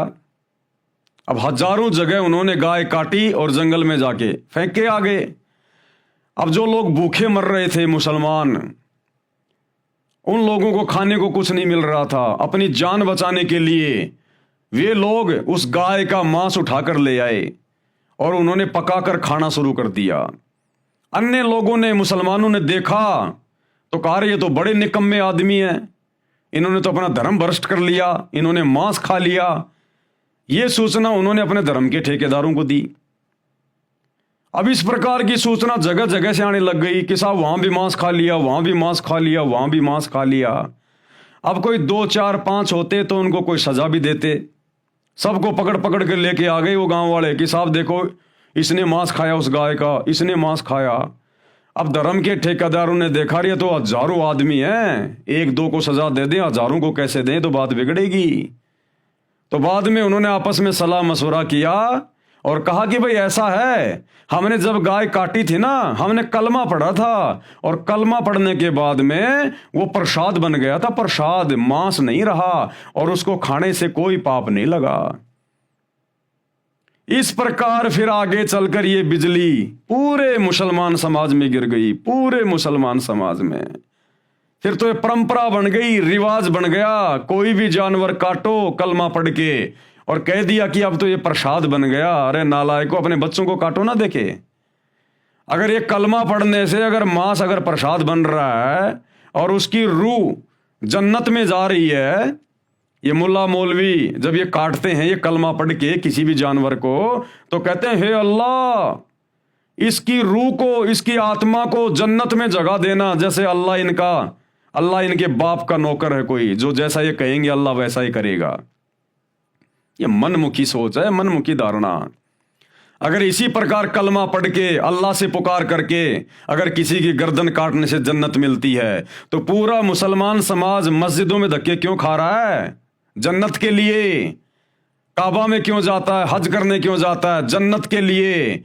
अगर ऐसे ही जन्नत मिलती है तो अपने परिवार वालों की गर्दन काट कलमा पढ़ के, और उनके शरीर को तो खा ले प्रसाद समझ के कि ये तो प्रसाद बन गया, उसको तो प्रसाद समझ के खा ले, और आत्मा उसकी जन्नत में चली गई। अरे जन्नत के लिए तो भक्ति कर रहे हैं, तो इससे अच्छा मौका और क्या? जब तुम जानवरों को जन्नत में भेज रहे हो और उसके शरीर को प्रसाद बना के खा रहे हो, तो अपने बच्चों को काट काट के खाओ ना। तुम काटोगे, कलमा पढ़ोगे, आत्मा तो उसकी जन्नत में चली गई, और बाकी बच गया उसका शरीर, उसको पका पका के खाओ अपने घर पे। तो ये ड्रामेबाजी है, ड्रामेबाजी। ये नहीं चलेगी उस अल्लाह के दरबार में। तुमने उस दरगाह का महल नहीं देखा, धर्मराज के तिल तिल का लेखा। तो एक छोटा सा सत्संग गुरुदेव भगवान इस कादिर अल्लाह के मुख कमल से कि किस प्रकार से मुसलमान धर्म में ये मांस खाने की शुरुआत हुई शैतान की प्रेरणा से। सुनिएगा। परमात्मा ने कहा क्या हुआ कि जब हजरत मोहम्मद जी ने वह गाय मार दी वतन तय पर जीवित ना हुई, अपने सारे कलमे कलमे पढ़ लिए उसने, तब कहते हैं मुझे याद किया कि हे जिंदा रूप वो परमात्मा मेरी मदद करो, मेरी इज्जत रखो। कहते हैं हम शब्द स्वरूपी बेग गया रे, तुरंत पहुंच गए हम, और मुई गऊ हम तत्काल जवाई। अब परमात्मा शब्द स्वरूपी यानी अपने सह शरीर आते हैं, लेकिन वो शरीर अन्य को दिखाई नहीं दे रहा, हजरत मोहम्मद को दिखाई दे रहे थे। वो महात्मा आ गया मेरे पास जो मुझे ऊपर लेकर गया था, और तब परमात्मा ने कहा कि रुक जा मैं जीवित करता हूं। परमात्मा ने थपकी रमाई, वो जीवित गाय जीवित होगी। लेकिन वो हजरत मोहम्मद को दिख रहे थे। हजरत मोहम्मद को परमात्मा ने कह दिया था कि ये लोग समझेंगे कि तूने ही जीवित कर दी है, मैं इनको दिखाई नहीं दे रहा हूं। तब परमात्मा, उसके बाद हजरत मोहम्मद जी की वाह वाह होगी, और उनके अनुयायियों ने कहा कि देख लो भाई विरोधियों, हमारे नबी पूर्ण नबी हैं। अब उसके कुछ हजरत मोहम्मद जी के यानी शरीर प्राण त्याग जाने के उपरांत कई वर्षों 400-500 वर्ष के बाद तक, कुछ दिनों के बाद कुछ मुसलमान लोगों ने इकट्ठा होकर के एक स्कीम बनाई कि भी हमारे हजरत मोहम्मद जी ने जिस दिन गाय मार कर जीवित की थी उस दिन को मनाया करेंगे।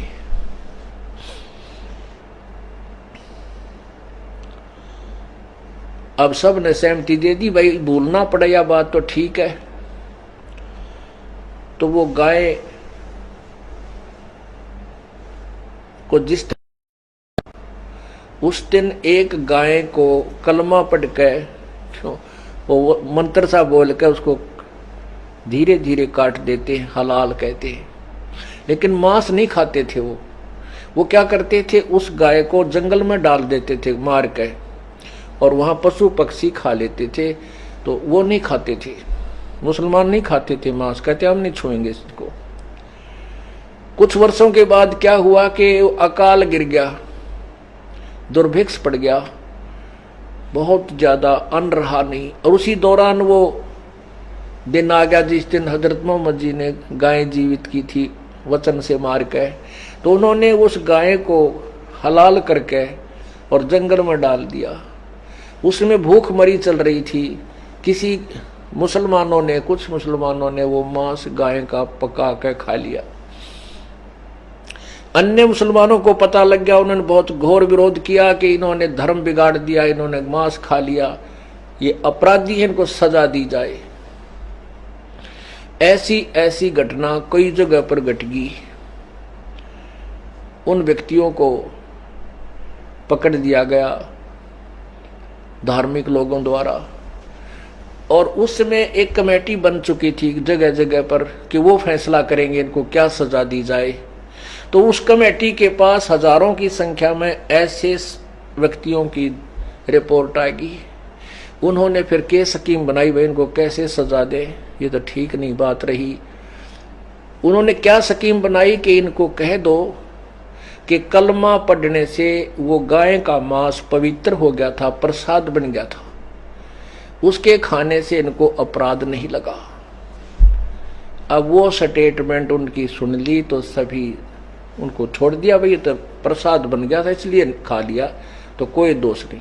उसके बाद यह बिजली गिर गई मुसलमान धर्म में, ये मांस खाने लाएंगे कि तो पवित्र हो गया, प्रसाद बन गया, घर घर बांटन लाएंगे। ये परमात्मा ये सारे खेल यू काल करवावे हैं। अब क्या जरूरत थी उन्हें वो दिन मनाने की, ये दिन ना मनाते थे या बुराई इस पवित्र धर्म में नहीं घुसती, और ये कम से कम घोर पाप तो बचे रहते। तो भाई और बहनों, ये बहुत ही गलत परंपरा ये मुसलमान समाज में शैतान की प्रेरणा से चली हुई है। उस कादिर अल्लाह का कोई मांस खाने का आदेश नहीं है। तो कहते मारी गऊ शब्द के तीरम, ऐसे थे मोहम्मद पीरम। और शब्दें फिर जीवाई हंसा, राख्या मांस नहीं बाख्या, ऐसे पीर मोहम्मद भाई। एक समय नबी मोहम्मद ने एक गाय को शब्द यानी वचन सिद्धि से मारकर सबके सामने जीवित कर दिया था। यानी करने वाले तो अल्लाह थे, लेकिन महिमा उन्हीं को दी गई है। उन्होंने गाय का मांस नहीं खाया। अब मुसलमान समाज वास्तविकता से परिचित नहीं है। जिस दिन गाय जीवित की थी उस दिन की याद बनाए रखने के लिए गऊ मार देते हो। आप जीवित नहीं कर सकते तो मारने के भी अधिकारी नहीं हो। ऐ मुसलमानों, ऐ मुल्ला मौलवियों, अगर तुम गाय को जीवित करने के अधिकारी नहीं हो तो तुम मारने के भी अधिकारी नहीं हो। तुम कहते हो कि हमारे नबी ने गाय को मार दिया था, तो तुम्हारे नबी ने तो गाय को जीवित भी कर दिया था। तुम करके दिखाओ ना। अगर तुम जीवित करने के अधिकारी नहीं हो तो फिर तुम किसी को मारने के भी अधिकारी नहीं हो। आप मांस को प्रसाद रूप जानकर खाते तथा खिलाते हो। आप खुद भी पाप के भागी बनते हो तथा अपने अनुयायियों को भी गुमराह कर रहे हो। आप दोजक यानी नरक के पात्र बन रहे हो। अब सूक्ष्म वेद में, उस पवित्र कबीर सागर में, जो कि सूक्ष्म वेद है, 5वां वेद है, और आदरणीय गरीबदास जी की वाणियां सूक्ष्म वेद, इनमें परमेश्वर की तरफ से क्या आदेश है मांस खाने या ना खाने के विषय में, और जो लोग मांस खाते हैं उनके विषय में। कबीर मांस आहारी मानव प्रत्यक्ष राक्षस जानी, यानी जो मांस भक्षण करता है किसी भी जानवर का, वो तो प्रत्यक्ष राक्षस है, राक्षस। कबीर मांस आहारी मान ई प्रत्यक्ष राक्षस जानी, ताकि संगति मति हरे होए भक्ति में आनी। ऐसे दुष्ट नीच प्रवृत्ति के, राक्षस प्रवृत्ति के लोगों की तो संगति भी नहीं करनी चाहिए। जो लोग मांस खाते हैं वो तो प्रत्यक्ष राक्षस हैं, उनके पास तो बैठना भी नहीं चाहिए। उनके पास बैठने मात्र से हमारी भक्ति में हानि होगी, नुकसान होगा, हमारे विचार गंदे होंगे। ऐसे लोगों के पास तो, जो मांस खाते हैं या किसी जानवर को काटते हैं, उनके तो पास में भी नहीं बैठना चाहिए। उस अल्लाह का तो ये आदेश है। कबीर मांस खाए ते ढेड सब। जो लोग मांस खाते हैं वो किसी भी धर्म का हो, किसी भी जाति का, वो ढेड इंसान है। ढेड, ढेड कोई जाति नहीं होती। ढेड का मतलब होता है नीच व्यक्ति। तो कहते हैं मांस खाने वाला चाहे हिंदू हो, चाहे मुस्लिम हो, चाहे सिख हो, चाहे ईसाई हो, विश्व का कोई भी प्राणी हो, वो ढेड व्यक्ति है, वो नीच है, नीच। कबीर मांस खाए ते ढेड सब, और मद पीवे सो नीच, और जो शराब पीते हैं वो महादुष्ट प्राणी है। कुल की दुर्मति पर हरे राम कहे सो ऊंच। ऐसे व्यक्तियों की तो दुर्मति ये शैतान हर लेता है। उनके कुल की, परिवार की, उनके खानदान की दुर्गति होती है। पूरा का पूरा खानदान ऐसे लोगों का या तो कभी जल के मरेगा, या कभी एक्सीडेंट में मरेगा, या किसी बीमारी से मरेगा। यानी ऐसे लोगों की तो भयंकर दुर्गति से मौत होती है। और राम कहे सो ऊंच, और जो भक्ति करता है उस अल्लाह राम की, उस अल्लाह कबीर की, राम यानी जो सबसे बड़ा अल्लाह, सबसे बड़ा खुदा, दशरथ पुत्र राम नहीं। त्रेता युग में जो रामचंद्र जी आए थे वो तो खाली उनके शरीर का नाम था राम, केवल उनकी पहचान थी। वास्तव में राम कौन है? राम यानी अल्लाह, खुदा, सबसे बड़ा भगवान। कहते हैं जो उसकी भक्ति करेगा वो ऊंच है, वो सर्वश्रेष्ठ आत्मा है। कबीर मांस बखे और मद पीवे, यानी जो जो लोग मांस खाते हैं और शराब पीते हैं, और धन वैश्याशो खाए, और जो लड़कियों से धंधा करवाते हैं, वैश्यावर्ती का धंधा करवाते हैं, और जुआ खेले, चोरी करे, और जो लोग जुआ खेलते हैं और चोरी करते हैं, अंत समूला जाए, अंत में उनकी दुर्गति होगी, बर्बादी। और वर्तमान में ये जो शेयर मार्केट का जो काम है, ये जुए की श्रेणी में आता है, जुए की श्रेणी में, जुआ खेलने की श्रेणी में। तो कहते हैं ऐसे लोगों की तो अंत में दुर्गति होगी, उनका तो समूला नाश जाएगा। कौन? मांस खाने वाले, शराब पीने वाले, नशा करने वाले, और धन वैश्या से खाए, यानी लड़कियों से जो वैश्यावर्ती करवाता है फिर उस पैसे को खाता है, यानी उस पैसे से अपना पेट भर रहा है। जुआ खेलने वाला और चोरी करने वाला, अंत समूला जाए। कबीर मांस मांस सब एक हैं कि नालायको, मांस चाहे इंसान का हो, चाहे जानवर का, चाहे आपके बेटा बेटी का हो, चाहे मुर्गे और हिरण का। कहते हैं मांस मांस सब एक हैं, मुर्गी हिरण गाय, आंखों देख नर खात है, ते नर नरक में जाए। और फिर भी ये इंसान उसको खा रहा है काट काट के। कहते हैं अंत में वो नरक में जाके गिरेगा, दोजख की आग में जाके गिरेगा। वो चाहे हिंदू हो, चाहे मुसलमान हो, चाहे विश्व का कोई भी प्राणी क्यों ना हो, जो एक मांस दूसरे मांस को खा रहा है। कबीर ये कुकर को बख्श है। कबीर अल्लाह कह रहे हैं कि ये मांस खाना तो ये कुत्ते का भोजन है। कबीर ये कुकर को बख्श है। मनुष्य देह क्यों खाए हे नादान प्राणी, ये अनमोल मनुष्य जन्म प्राप्त करके तू क्यों ये गंदगी खा रहा है। मुख में आमिख मेल के नरक परेंगे जाए। कबीर पापी पूजा बैठ के बखे मांस मद दोई, कि एक तरफ तो तुम भक्ति करने का दिखावा करते हो, मुसलमान तुम मस्जिद में जाते हो, नमाज करते हो, हिंदू तुम लोग मंदिर में जाते हो, मूर्तियां पूज रहे हो, और दूसरी तरफ तुम लोग मांस खा रहे हो, शराब पी रहे हो। तिनकी दीक्षा मुक्ति नहीं, कोटि नरक फल होई। गुरु पद पर जो लोग बैठे हैं मुसलमान धर्म में, हिंदू धर्म में, किसी भी धर्म में, और उसके बाद वो मांस भी खाते हैं, शराब भी पीते हैं, नशा भी करते हैं, कैसे ऐसे लोगों से दीक्षा लेने से, उपदेश लेने से मुक्ति नहीं होगी। दोनों नरक में जाएंगे, दोनों के दोनों। कबीर जीव हनय हिंसा करे, यानी जीव हत्या करता है, प्रकट पाप सिर होए, उसके सिर पर तो पाप रखा जा रहा है। निगम पुनि ऐसे पाप ते बिस्त गया नहीं कोई। ऐसे कुकर्म करने वाले आज तक तो कभी स्वर्ग में गए ही नहीं, जन्नत में गए नहीं। अल्लाह कबीर कह रहा है कि ऐसे कुकर्म करने वाले, जीव हत्या करने वाले आज तक कभी भी भिस्त में नहीं गए, स्वर्ग में नहीं गए। उनके सिर पर तो पाप की गठरी रखी है। कबीर तिल भर मछली खाए के कोटि गऊ दे दान। कबीर अल्लाह कह रहा कि अगर किसी ने तिल भर भी मछली खा ली, यानी तिल भर भी मांस खा लिया, चाहे तुम 1 करोड़ गाय दान कर दो, तुम्हारा वो पाप नहीं उतर सकता। अब सोचिए जो लोग रोजाना मांस खा रहे हैं, बकरे बकरे काट के, मुर्गियां काट के, उनके साथ में क्या बीतेगी। उस अल्लाह कबीर का तो ये आदेश है कि तिल भर मछली खाए के, तिल के दाने जितने भी अगर आपने मछली खा ली, कोई भी मांस का टुकड़ा खा लिया, चाहे तुम 1 करोड़ गाय दान कर दो, तुम्हारा वो पाप नहीं उतरेगा। और काशी करोत ले मरे तो भी नरक निदान। भले फिर तुम काशी में करोत लेके मर जाना, तुम्हारा वो पाप नहीं उतरेगा। एक समय हिंदू धर्म के पंडितों ने, ब्राह्मणों ने एक कुकर्म शुरू कर दिया धन कमाने के लिए। इन्होंने कहा कि भगवान विष्णु की तरफ से हमारे को एक आदेश आया है। इन्होंने आरा लगा दिया वहां पर काशी में, जैसे वो लकड़ी काटने का आता ना था ऐसा, और कहा कि जो अपनी गर्दन कटवाएगा यहां आकर, वो सीधा स्वर्ग में जाएगा, बैकुंठ में जाएगा। तो जो बेचारे श्रद्धालु थे, उस समय बेचारे अनपढ़ हुआ करते थे, इन पंडितों पर, मुल्ला मौलवियों पर आंख बंद करके विश्वास किया करते थे। तो उन बुजुर्गों ने कहा कि बेटाओ देखो, वैसे भी हमारी मृत्यु का दिन आ गया, हम बुजुर्ग हो गए, और क्यों ना हम वहां पर काशी में जाके वो करोत लेके अपना शरीर त्याग दें, हमारी गति हो जाएगी, और आप जी उन धर्म गुरुओं को, ब्राह्मणों को थोड़ी बहुत दान दक्षिणा दे देना। उन्होंने ऐसा ही किया, अपने बूढ़े माता पिता को वहां छोड़ के आ गए पंडितों के पास में, और उनके खाने पीने का सारा उनको एक्स्ट्रा उनको पैसा दे दिया करते थे। अब उन पंडितों ने देखा रे भाई भीड़ बहुत ज्यादा होने लग गई, बड़ी समस्या हो गई। उसके बाद उन्होंने एक आरा लगा दिया वहां पर गर्दन काटने का, और कहा कि भगवान विष्णु की तरफ से हमें आदेश आया है, अगर किसी ने जल्दी भिस्त में जाना है, स्वर्ग में जाना है, तो आरे से गर्दन कटवा लो। और भैया आरे से गर्दन कटवाने के थोड़े पैसा एक्स्ट्रा लगेंगे।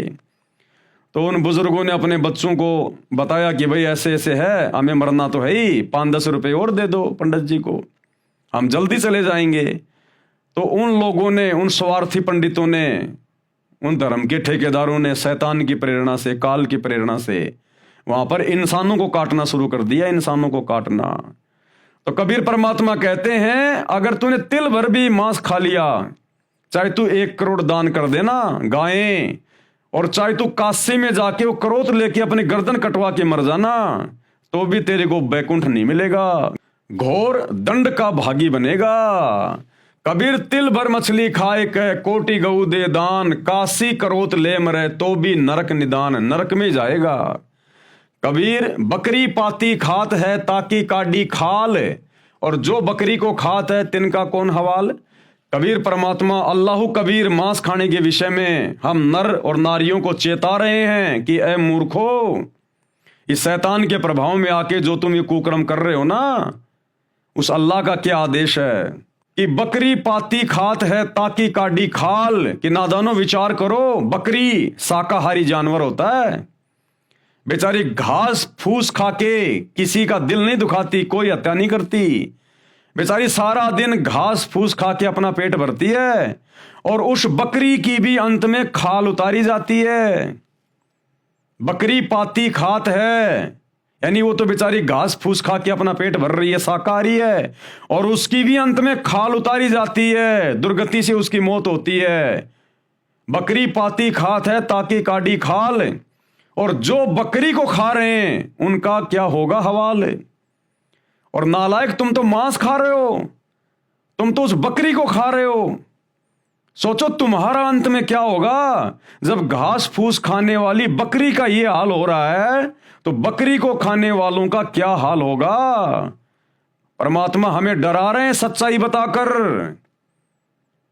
तो मुसलमान भाइयों, हिंदू भाइयों, जिस भी धर्म के भाई बहनों जो मांस खाते हैं, विचार कर लेना, इतनी भयंकर सजा मिलेगी परमात्मा के दरबार में जो कुकर्म तुम कर रहे हो।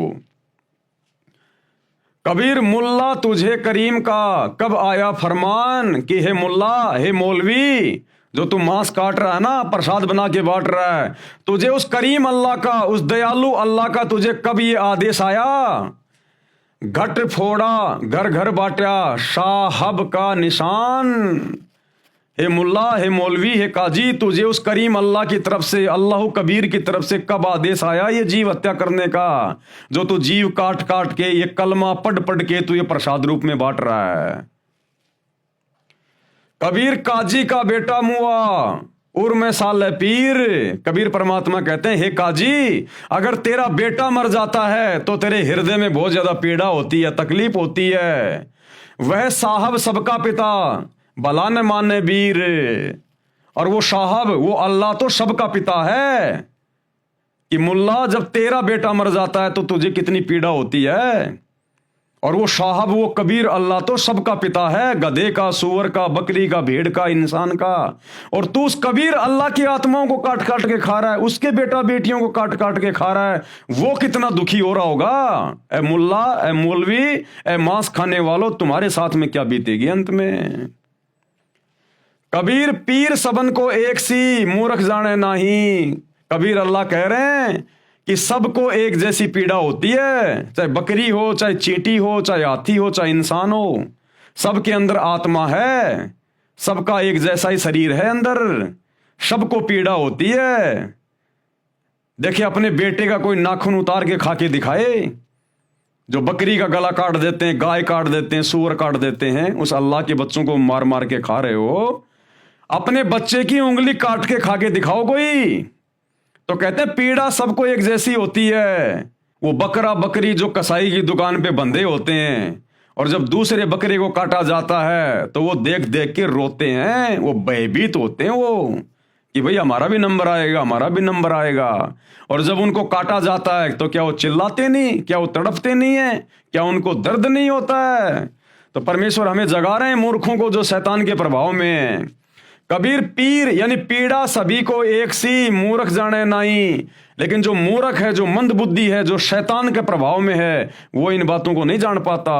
अपना गला कटाए कह क्यों न बसो भिस्त के माही। अगर इसी प्रकार से कलमा पढ़कर अगर किसी की गर्दन काटने से अगर उसको भिस्त में जगह मिल रही है, वो आत्मा अगर जन्नत में जा रही है, तो नालायक अपना खुद का गला क्यों नहीं काट रहा तू। अरे जाना तो तूने भी जन्नत में ही है, भिस्त में ही है। मंदिर मस्जिदों में तुम भी तो धक्के वहीं के लिए खा रहे हो।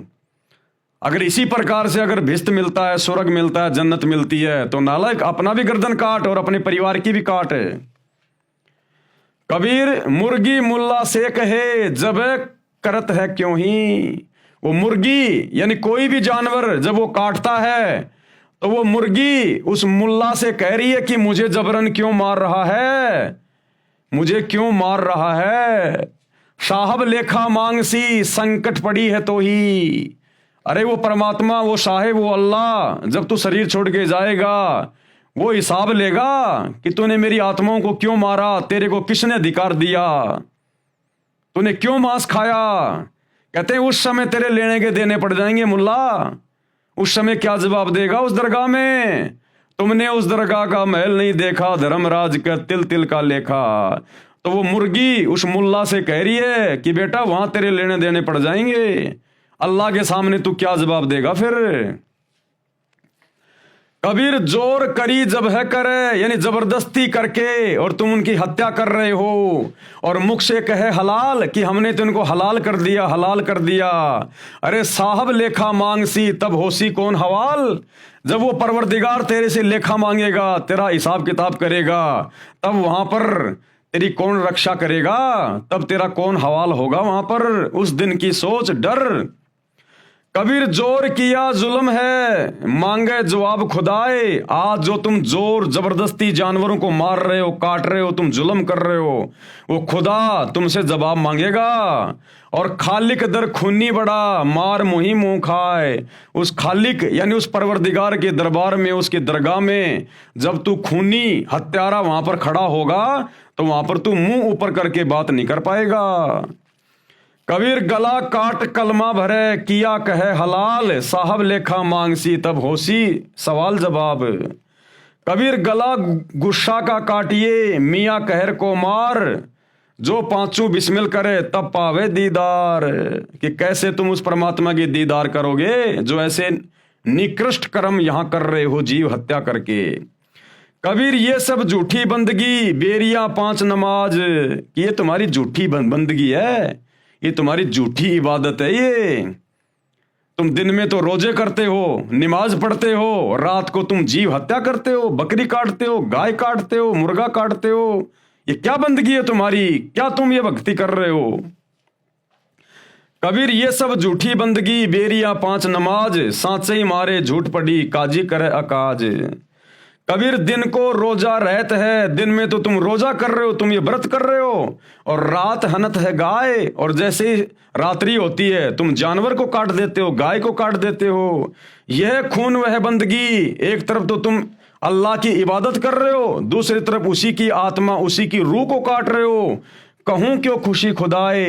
अरे ये कुकर्म करने से अल्लाह भला कैसे प्रसन्न होगा, कैसे खुश होगा तुमसे। कबीरा तेई पीर है जो जाने पर पीर।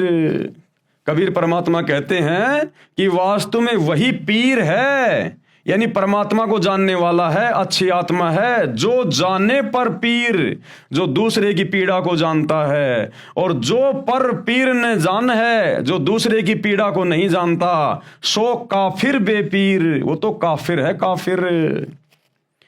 कबीर खूब खाना खिचड़ी, कि देखो खिचड़ी खाओ, दाल चावल खाओ, बासमती चावल खाओ, उसमें घी डालो देसी, ये है खाना, ये वाला खाना खाओ।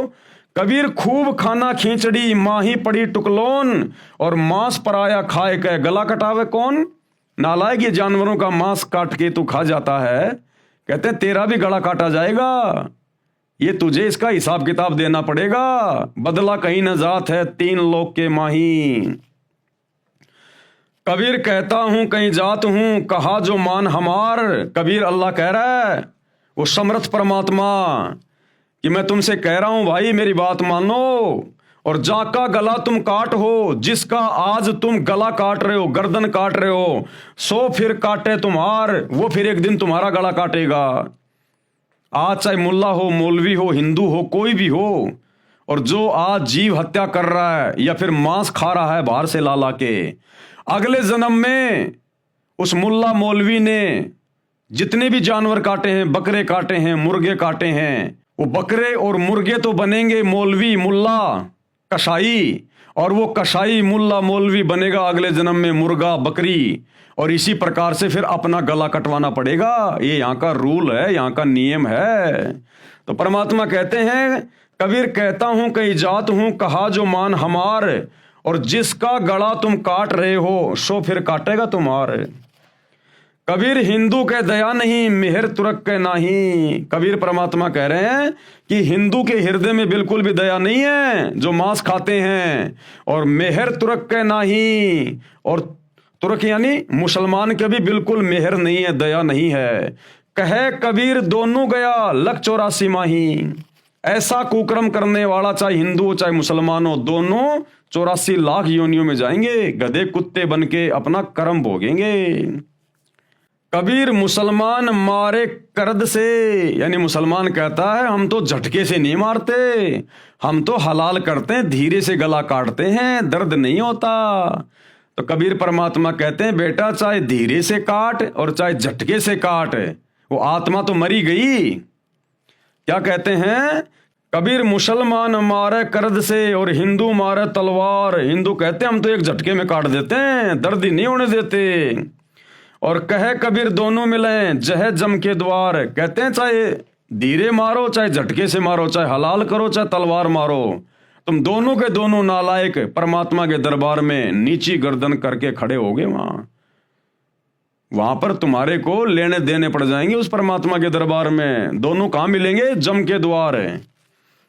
उपरोक्त अमृतवाणी में कबीर खुदा यानी कबीर परमेश्वर ने समझाया है कि जो व्यक्ति मांस खाते हैं, शराब पीते हैं, सत्संग सुनकर भी बुराई नहीं त्यागते, उपदेश प्राप्त नहीं करते, उन्हें तो साक्षात राक्षस जानो, राक्षस।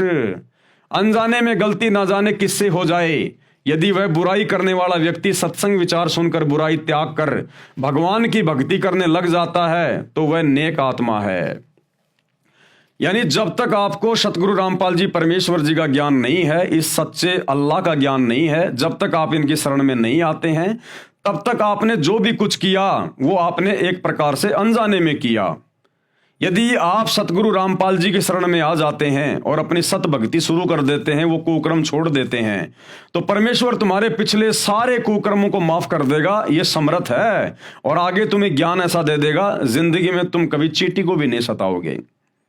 और भाई यदि तुम सतगुरु रामपाल जी की शरण में आए नहीं और तुमने जितनी भी जीव हत्या की हैं, भैया तुमने फिर अपना वो भोग भोगना पड़ेगा। उतनी बार तुमने वो जानवर बनने पड़ेंगे जितने जानवरों के तुमने गले काटे हैं। वह चाहे किसी भी जाति व धर्म का हो, जो मांस आहार तथा सुरापान त्याग कर यानी नशा करना छोड़कर प्रभु भक्ति नहीं करता, वह तो ढेढ़ यानी नीच व्यक्ति है। मांस खाए ते ढेढ़ सब और मद पीवे सो नीच। चाहे किसी जातीय धर्म का हो, भावार्थ है कि उच्च कर्म करने वाला उच्च है तथा नीच कर्म करने वाला नीच है। जातीय धर्म विशेष में जन्म मात्र से ऊंच नीच नहीं होता। अगर कोई ब्राह्मण ये कहता कि मैं तो ऊंची जाति का हूं, और अगर वो मांस खाता है, शराब पीता है, जुआ खेलता है, चोरी करता है, झूठ बोलता है, तो वो सबसे बड़ा नीच है, सबसे बड़ा नीच है। और जिसको लोग नीच समझते हैं, छोटी जाति वाले, वो अगर ये जीव हत्या करना छोड़कर मांस वगैरह नहीं खाता, शराब नहीं पीता, चोरी जारी नहीं करता और भगवान की भक्ति करता है, तो उस ब्राह्मण से लाख गुना ऊंच है वो, लाख गुना ऊंच। यानी जाति से कोई ऊंचा नीचा नहीं होता, कर्मों से लोग ऊंचे नीचे होते हैं। जाति या धर्म विशेष में जन्म मात्र से ऊंच नीच नहीं होता। जिन भक्तों ने उपदेश ले रखा है, अब देखो भाई और बहनों ध्यान से सुनना, आप और हम जितने भी सतगुरु रामपाल जी परमेश्वर जी के इस अल्लाह कबीर के फॉलोवर हैं, भगत हैं, हमारे लिए परमात्मा कितनी अच्छी शिक्षा दे रहे हैं। क्या कह रहे हैं गुरुदेव? ये जितने भी प्रकार के लोग जो इस प्रकार के कुकर्म कर रहे हैं ना, ये कोई मांस खा रहा है, कोई शराब पी रहा है, कोई बीड़ी पी रहा है, कोई हुक्का पी रहा है, कोई तमाकू पी रहा है, कोई राजनीति कर रहा है, हमें गुरुदेव भगवान ने, अल्लाह कबीर ने ऐसे लोगों के पास में बैठने से भी मना किया है। क्या कह रहे हैं? जिन साधकों ने यानी भक्तों ने उपदेश ले रखा है, उन्हें उपरोक्त प्रकार के बुराई करने वालों के पास नहीं बैठना चाहिए, जिससे आपकी भक्ति में बाधा पड़ेगी। अब बताओ भाई, सतलोक आश्रमों से जुड़े हुए भाई बंधु, गुरुदेव का परिवार, उनके बेटा बेटी, भाई बंधु, रिश्तेदार, अब बताओ इन लोगों ने आनंदपाल जैसे गुंडों की सीबीआई जांच करवाई, उनके साथ में बैठे, उनके धरनों पर, उनकी रैलियों में। हरियाणा के जाट आरक्षण में लाखों भक्तों को जाटों के धरने पे बैठाया, करोड़ों रुपया भक्तों का चंदे के रूप में दिया। अब बताओ भाई और बहनों, गुरुदेव के दोनों लड़के जाट महासभा में जाके जाटों की धर्मशाला का उद्घाटन कर रहे हैं, नेताओं के साथ बैठ के खा रहे हैं, पी रहे हैं। अरे वो तो जगत के लोग हैं भैया, वो तो मांस भी खाते हैं, शराब भी पीते हैं। उक्का तो हरियाणा के जाटों का कभी बंदी नहीं होता। और गुरुदेव मना कर रहे हैं कि भक्तों ने ऐसे लोगों के पास में बैठना ही नहीं चाहिए जो मांस खाते हैं, शराब पीते हैं, तम्बाकू पीते हैं, नहीं तो तुम्हारी भक्ति बिगड़ेगी। ये आदेश हो गया भगवान का। तो सोचिए आप और हम सत्सेवक भाई बहन जिनको गुरुदेव ने साथ संगति से जोड़ दिया, हम तो ऐसे लोगों की शक्ल देखना भी पसंद नहीं करते। और गुरुदेव का परिवार और ये लाखों की संगत जो आश्रमों से जुड़ी है, ये नादानी में ऐसे जगत वाले लोगों की गोद में जाके बैठ रही है। तो सोचिए कितने बड़े पापी हैं ये लोग, अपने गुरु की अवहेलना कर रहे हैं, उनके वचन की अवहेलना कर रहे हैं, कादिर कबीर परमेश्वर के वचन की अवहेलना कर रहे हैं। क्या बीतेगी इनके साथ में। जिन भक्तों ने उपदेश ले रखा है उन्हें उपरोक्त प्रकार के बुराई करने वालों के पास नहीं बैठना चाहिए, जिससे आपकी भक्ति में बाधा पड़ेगी। जो व्यक्ति मांस भक्षण करते हैं, शराब पीते हैं, जो स्त्री वैश्यावर्ती करती है तथा जो व्यक्ति उससे व्यवसाय करवाकर वैश्या से धन प्राप्त करते हैं और जुआ खेलते हैं तथा चोरी करते हैं, समझाने से भी नहीं मानते, वह तो महापाप के भागी हैं तथा घोर नरक में गिरेंगे। मांस चाहे गाय, हिरण तथा मुर्गी आदि आदि किसी भी प्राणी का है, जो व्यक्ति मांस खाते हैं वे नरक के भागी हैं। जो व्यक्ति अनजाने में मांस खाते हैं, जैसे आप किसी रिश्तेदारी में गए, आपको पता ही नहीं लगा कि सब्जी है या मांस, आपने खा लिया, तो आपको दोष नहीं है, परंतु आगे से अति सावधान रहना है। अगर धोखे से अगर किसी भगत को या किसी व्यक्ति को अगर कोई मांस खिला दे सब्जी के बहाने, या किसी कोल्ड ड्रिंक में शराब डाल के पिला दे, बियर डाल के पिला दे धोखे से, और यदि आपने मांस खा लिया, वो शराब पी ली, यदि आपने धोखे से, भले आपने सतगुरु रामपाल जी से उपदेश ले रखा है, और यदि आपके साथ में किसी ने धोखा कर दिया इस प्रकार से, तो आपकी मर्यादा खंडित नहीं है, आपका नाम खंडित नहीं है। लेकिन आगे से उन लोगों की, उन दुष्टों की शक्ल भी नहीं देखनी हमने। आगे से हमने अति सावधान रहना है, अति सावधान। तो परमात्मा हमें भी कुछ सावधानियां बता रहे हैं। तो आपको दोष नहीं है, परंतु आगे से अति सावधान रहना है। जो व्यक्ति आंखों देखकर भी खा जाते हैं वे दोषी हैं। और जिनको पता है कि सामने तेरे मांस परोसा जा रहा है, तेरे सामने ये बियर की बोतल ला के रख दी और उनके साथ बैठ के खा रहा पी रहा है, वो परमात्मा के दोषी हैं। जो व्यक्ति आंखों देखकर भी खा जाते हैं वे दोषी हैं। ये मांस तो कुत्ते का आहार है, ये तो कुत्ते का भोजन है, मनुष्य शरीरधारी के लिए वर्जित है, यानी मना है। जो गुरुजन मांस भक्षण करते हैं तथा शराब पीते हैं, उनसे नाम दीक्षा प्राप्त करने वालों की मुक्ति नहीं होती, अपितु महान नरक के भागी होंगे। जो व्यक्ति जीव हिंसा करते हैं, चाहे गाय, सुअर, बकरी, मुर्गी, मनुष्य आदि किसी भी प्राणी को स्वार्थवश मारते हैं, वे महापापी हैं। भले ही जिन्होंने पूर्ण संत से पूर्ण परमात्मा का उपदेश भी प्राप्त है, वे कभी मुक्ति प्राप्त नहीं कर सकते। जरा सा यानी तिल के समान भी मांस खाकर भक्ति करता है, चाहे करोड़ गाय दान भी करता है, उस भगत की साधना भी व्यर्थ है। मांस आहारी व्यक्ति चाहे काशी में क्रोध से गर्दन छेदन भी करवा ले, वह भी नरक में जाएगा। नोट, अब ये काशी में एक क्रोध का सिस्टम क्या था, गुरुदेव बता रहे हैं। काशी बनारस के हिंदुओं के स्वार्थी गुरुओं ने भगत समाज में भ्रम फैला रखा था कि जो काशी में मरता है वह स्वर्ग जाता है। अधिक भीड़ होने लगी, तब एक और घातक योजना बनाई। उसके तहत कहा कि जो जल्दी स्वर्ग जाना चाहता है उसके लिए गंगा पर एक करोत भगवान का भेजा हुआ आता है, उससे गर्दन कटवाने वालों के लिए स्वर्ग के दरवाजे खुले रहते हैं। उन स्वार्थी गुरुजनों ने मनुष्य हत्या के लिए एक हत्था खोल दिया। श्रद्धालु भक्तों ने आत्म कल्याण के लिए वहां गर्दन कटवाना भी स्वीकार कर लिया, परंतु ज्ञानहीन गुरुओं के द्वारा बताई साधना से भी कोई लाभ नहीं होता। इसलिए कहा है कि मांस खाने वाला चाहे कितनी भी भक्ति तथा पुण्य व दान तथा बलिदान करे, उसका कोई लाभ नहीं। बकरी पाती खात है, वाकी काडी खाल, और जो बकरी को खात है उसका कौन हवाल। बकरी जो आपने मार डाली वह तो घास फूस पत्ते आदि खाकर पेट भर रही थी। इस काल लोक में ऐसे शाकाहारी शरीफ पशु की भी हत्या हो गई, तो जो बकरी का मांस खाते हैं उनका तो अधिक बुरा हाल होगा। पशु आदि जो हलाल बिस्मिल आदि करके मांस खाने व प्रसाद रूप में वितरित करने का आदेश दयालु यानी करीम प्रभु का कब प्राप्त हुआ कि हे मुल्ला, तुझे ये मांस काटकर प्रसाद बनाकर खाने का और बांटने का उस करीम अल्लाह परवरदिगार सुप्रीम गॉड कबीर से कब तुझे आदेश प्राप्त हुआ? क्योंकि पवित्र बाइबल उत्पत्ति ग्रंथ में पूर्ण परमात्मा ने 6 दिन में सृष्टि रची, 7वें दिन ऊपर तख्त पर जा बैठा तथा सब मनुष्यों के आहार के लिए आदेश किया था कि मैंने तुम्हारे खाने के लिए फलदार वृक्ष तथा बीजदार पौधे दिए। उस करीम यानी दयालु पूर्ण परमात्मा की ओर से आपको फिर से कब आदेश हुआ? वह कौन सी कुरान में लिखा है? पूर्ण परमात्मा सब मनुष्यों आदि की सृष्टि रचकर ब्रह्म जिसे अव्यक्त कहते हैं, शैतान जो कभी सामने प्रकट नहीं होता, गुप्त कार्य करता तथा करवाता रहता है, उसको दे दिया। यानी 6 दिन में यहाँ की सृष्टि रच के यहाँ का सारा ये कार्यभार उस सुप्रीम गॉड ने इस डुप्लीकेट अल्लाह इस शैतान को दे दिया कि ले भैया, ये मेरे आदेश हैं, ये मेरा फरमान है। अगर इस प्रकार से लोग मेरे वचन में रह के अपना भक्ति करेंगे, अपना काम धंधा करेंगे तो ठीक है, यदि मेरे वचन की उल्लंघना की तो फिर घोर दंड के भागी बनेंगे। बाद में पवित्र बाइबल तथा पवित्र कुरान शरीफ या कुरान मजीद आदि ग्रंथों में जो विवरण है वह ब्रह्म यानी काल ज्योति निरंजन का तथा उसके फरिश्तों का है। अगर उसके बाद कुरान मजीद में, कुरान शरीफ में या बाइबल में अगर कहीं पर मांस खाने का जिक्र है तो वो शैतान के फरिश्तों का है, उस करीम अल्लाह का नहीं है। या फिर भूत प्रेतों का है। करीम अर्थात दयालु पूर्ण ब्रह्म अल्लाह कबीर का नहीं है।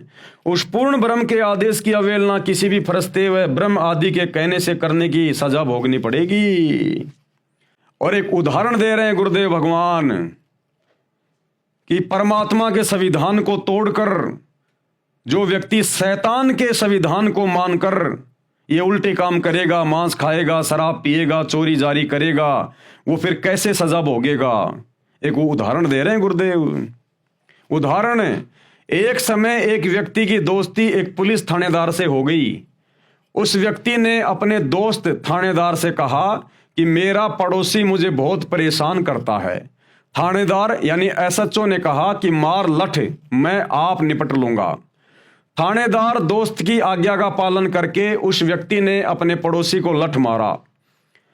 सिर में चोट लगने के कारण पड़ोसी की मृत्यु हो गई। उसी क्षेत्र का अधिकारी होने के कारण वह थाना प्रभारी अपने दोस्त को पकड़ कर लाया और कैद में डाल दिया तथा उस व्यक्ति को मृत्यु दंड मिला। उसका दोस्त थानेदार कुछ मदद नहीं कर सका, क्योंकि राजा का संविधान है कि यदि कोई किसी की हत्या करेगा तो उसे मृत्यु दंड प्राप्त होगा। उस नादान व्यक्ति ने अपने मित्र दरोगा की आज्ञा मानकर राजा का संविधान भंग कर दिया, जिससे जीवन से हाथ धो बैठा। यानी राजा का भारतीय संविधान है, अगर कोई किसी की हत्या करेगा तो उसको मृत्यु दंड मिलेगा। लेकिन उस व्यक्ति ने अपने दोस्त थानेदार के कहने से अपने पड़ोसी के सिर में लठ मार दिया और उसकी मृत्यु हो गई।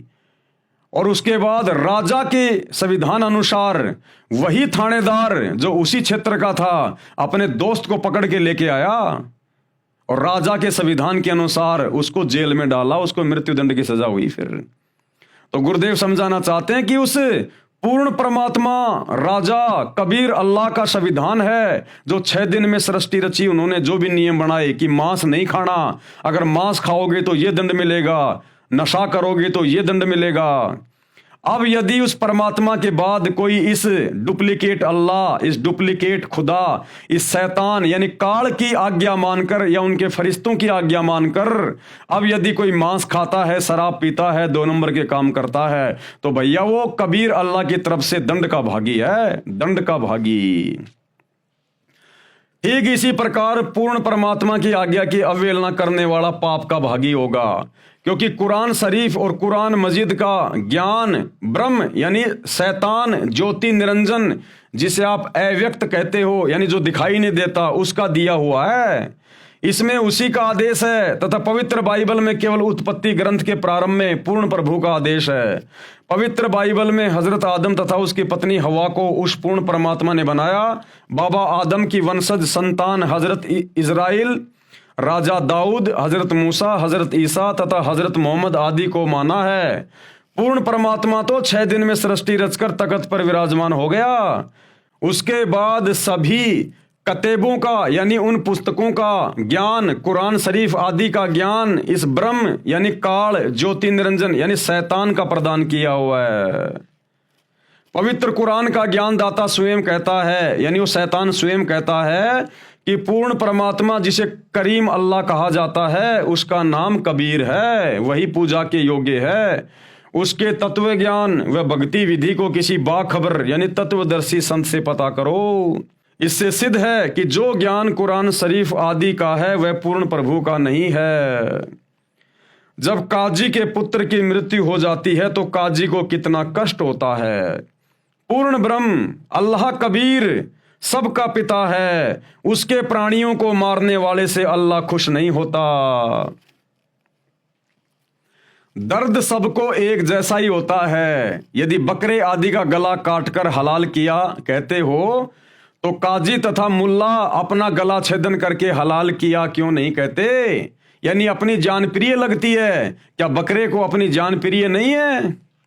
जिस समय बकरी को मुल्ला मारता है तो वह बेजुबान प्राणी आंखों में आंसू भरकर म्या म्या करके समझाना चाहता है कि हे मुल्ला, मुझे मारकर पाप का भागी मत बन।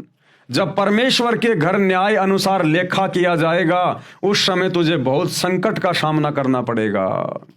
वो जो बकरी, बकरा, मुर्गा, मुर्गी वो जो रोते हैं ना अपना गला कटवाते समय, उस समय वो उसे समझा रहे होते हैं आत्मा से कि भाई क्यों ये पाप मोल ले रहा है, क्यों मेरा गला काट के उस करीम अल्लाह कबीर अल्लाह का दोषी बन रहा है। तुझे सख्त से सख्त सजा मिलेगी। उस परमेश्वर की दरगाह में न्याय होगा, वहां तुझे दंड दिया जाएगा। अरे मैं भी उसी की आत्मा हूं, उसी का बच्चा हूं, और मुल्ला तू भी उसी का बच्चा है। हम तो आपस में भाई बहन हैं। ये तो हमारे ये कर्म इतने बिगड़ गए, कभी तू बकरा बनता, कभी मैं बकरा बनता हूं। भाई तू ये गंदा काम ना कर। हमारा पिता जो सबका न्याय करता है, भाई वहां पर तू मुंह लटका के खड़ा होगा, तुझे घोर सजा मिलेगी। वो म्या म्या करने का मतलब होता है उस समय वो शिक्षा दे रहा होता है आत्मा से। तो भाई देख लो, बहुत बुरी बनेगी। उस समय तुझे बहुत संकट का सामना करना पड़ेगा। जबरदस्ती निर्दयता से बकरी आदि प्राणी को मारते हो और कहते हो हलाल कर रहे हैं। इस दोगली नीति का आपको महाकष्ट भोगना पड़ेगा।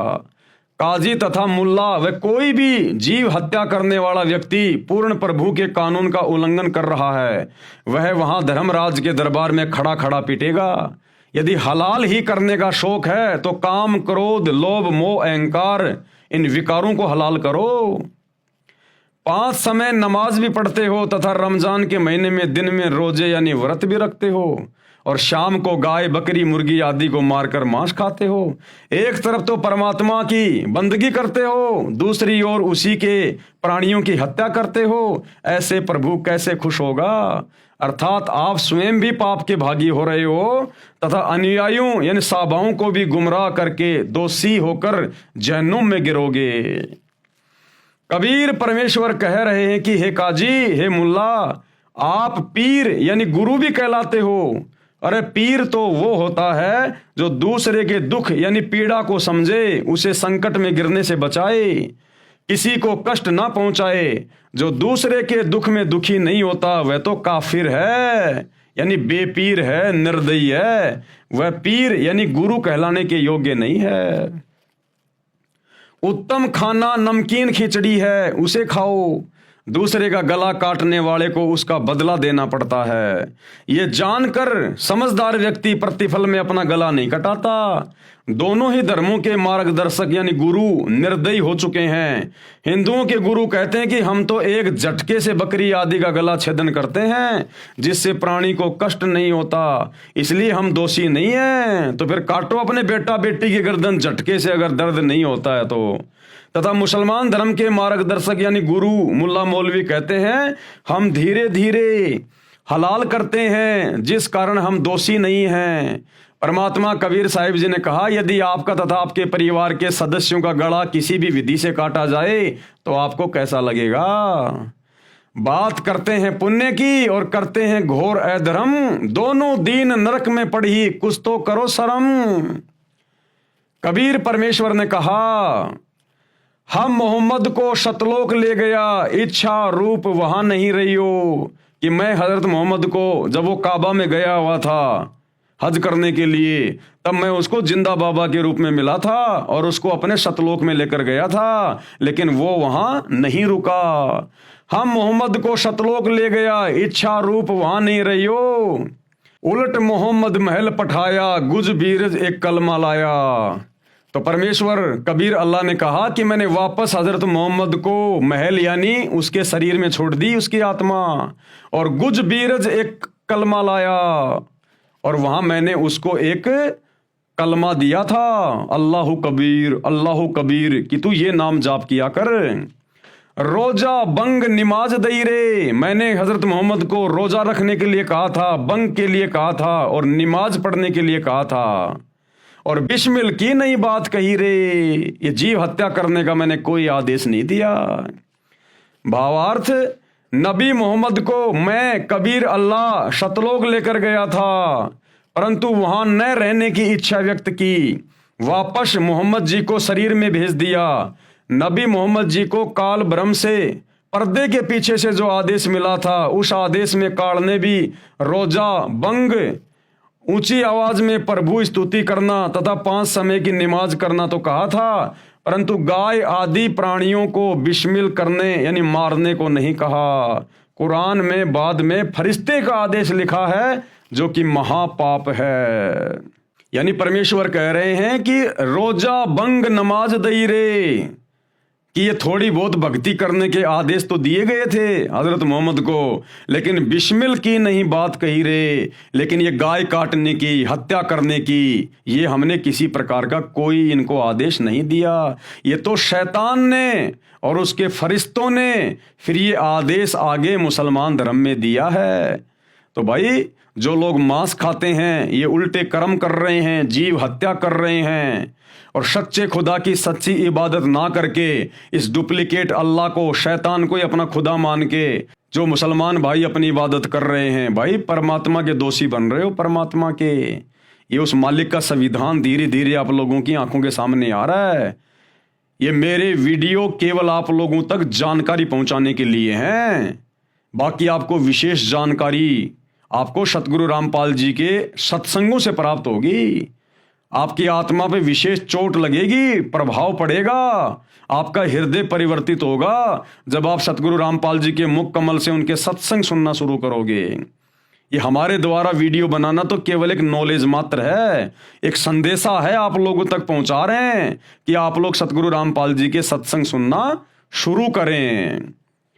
आगे भाई और बहनों, कल हम देखेंगे पवित्र ग्रंथ कुरान में प्रवेश से पहले ये जो 6 वीडियो बने हैं, ये 6 वीडियो तो एकमात्र भूमिका बनी है, भूमिका मुसलमान भाइयों को समझाने के लिए कि तुम्हारी कुरान शरीफ क्या कहती है, बाइबल क्या कहती है, कुरान मजीद क्या कहती है, अल्लाह कौन है, शैतान कौन है, मांस खाने का आदेश अल्लाह का है या शैतान का है, सच्ची भक्ति क्या है, सच्ची इबादत क्या है।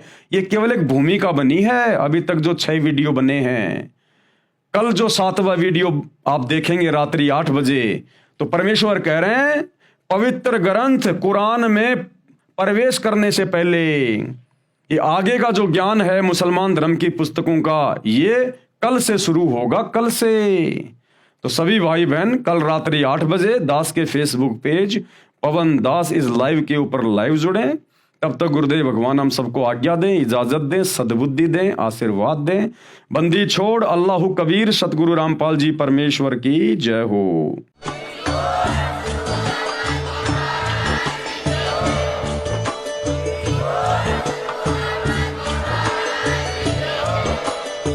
भाई जो गुरु वचन पे डट गे, कट गे फंद 84 के, कट गे फंद 84 के, कट गे फंद 84 के।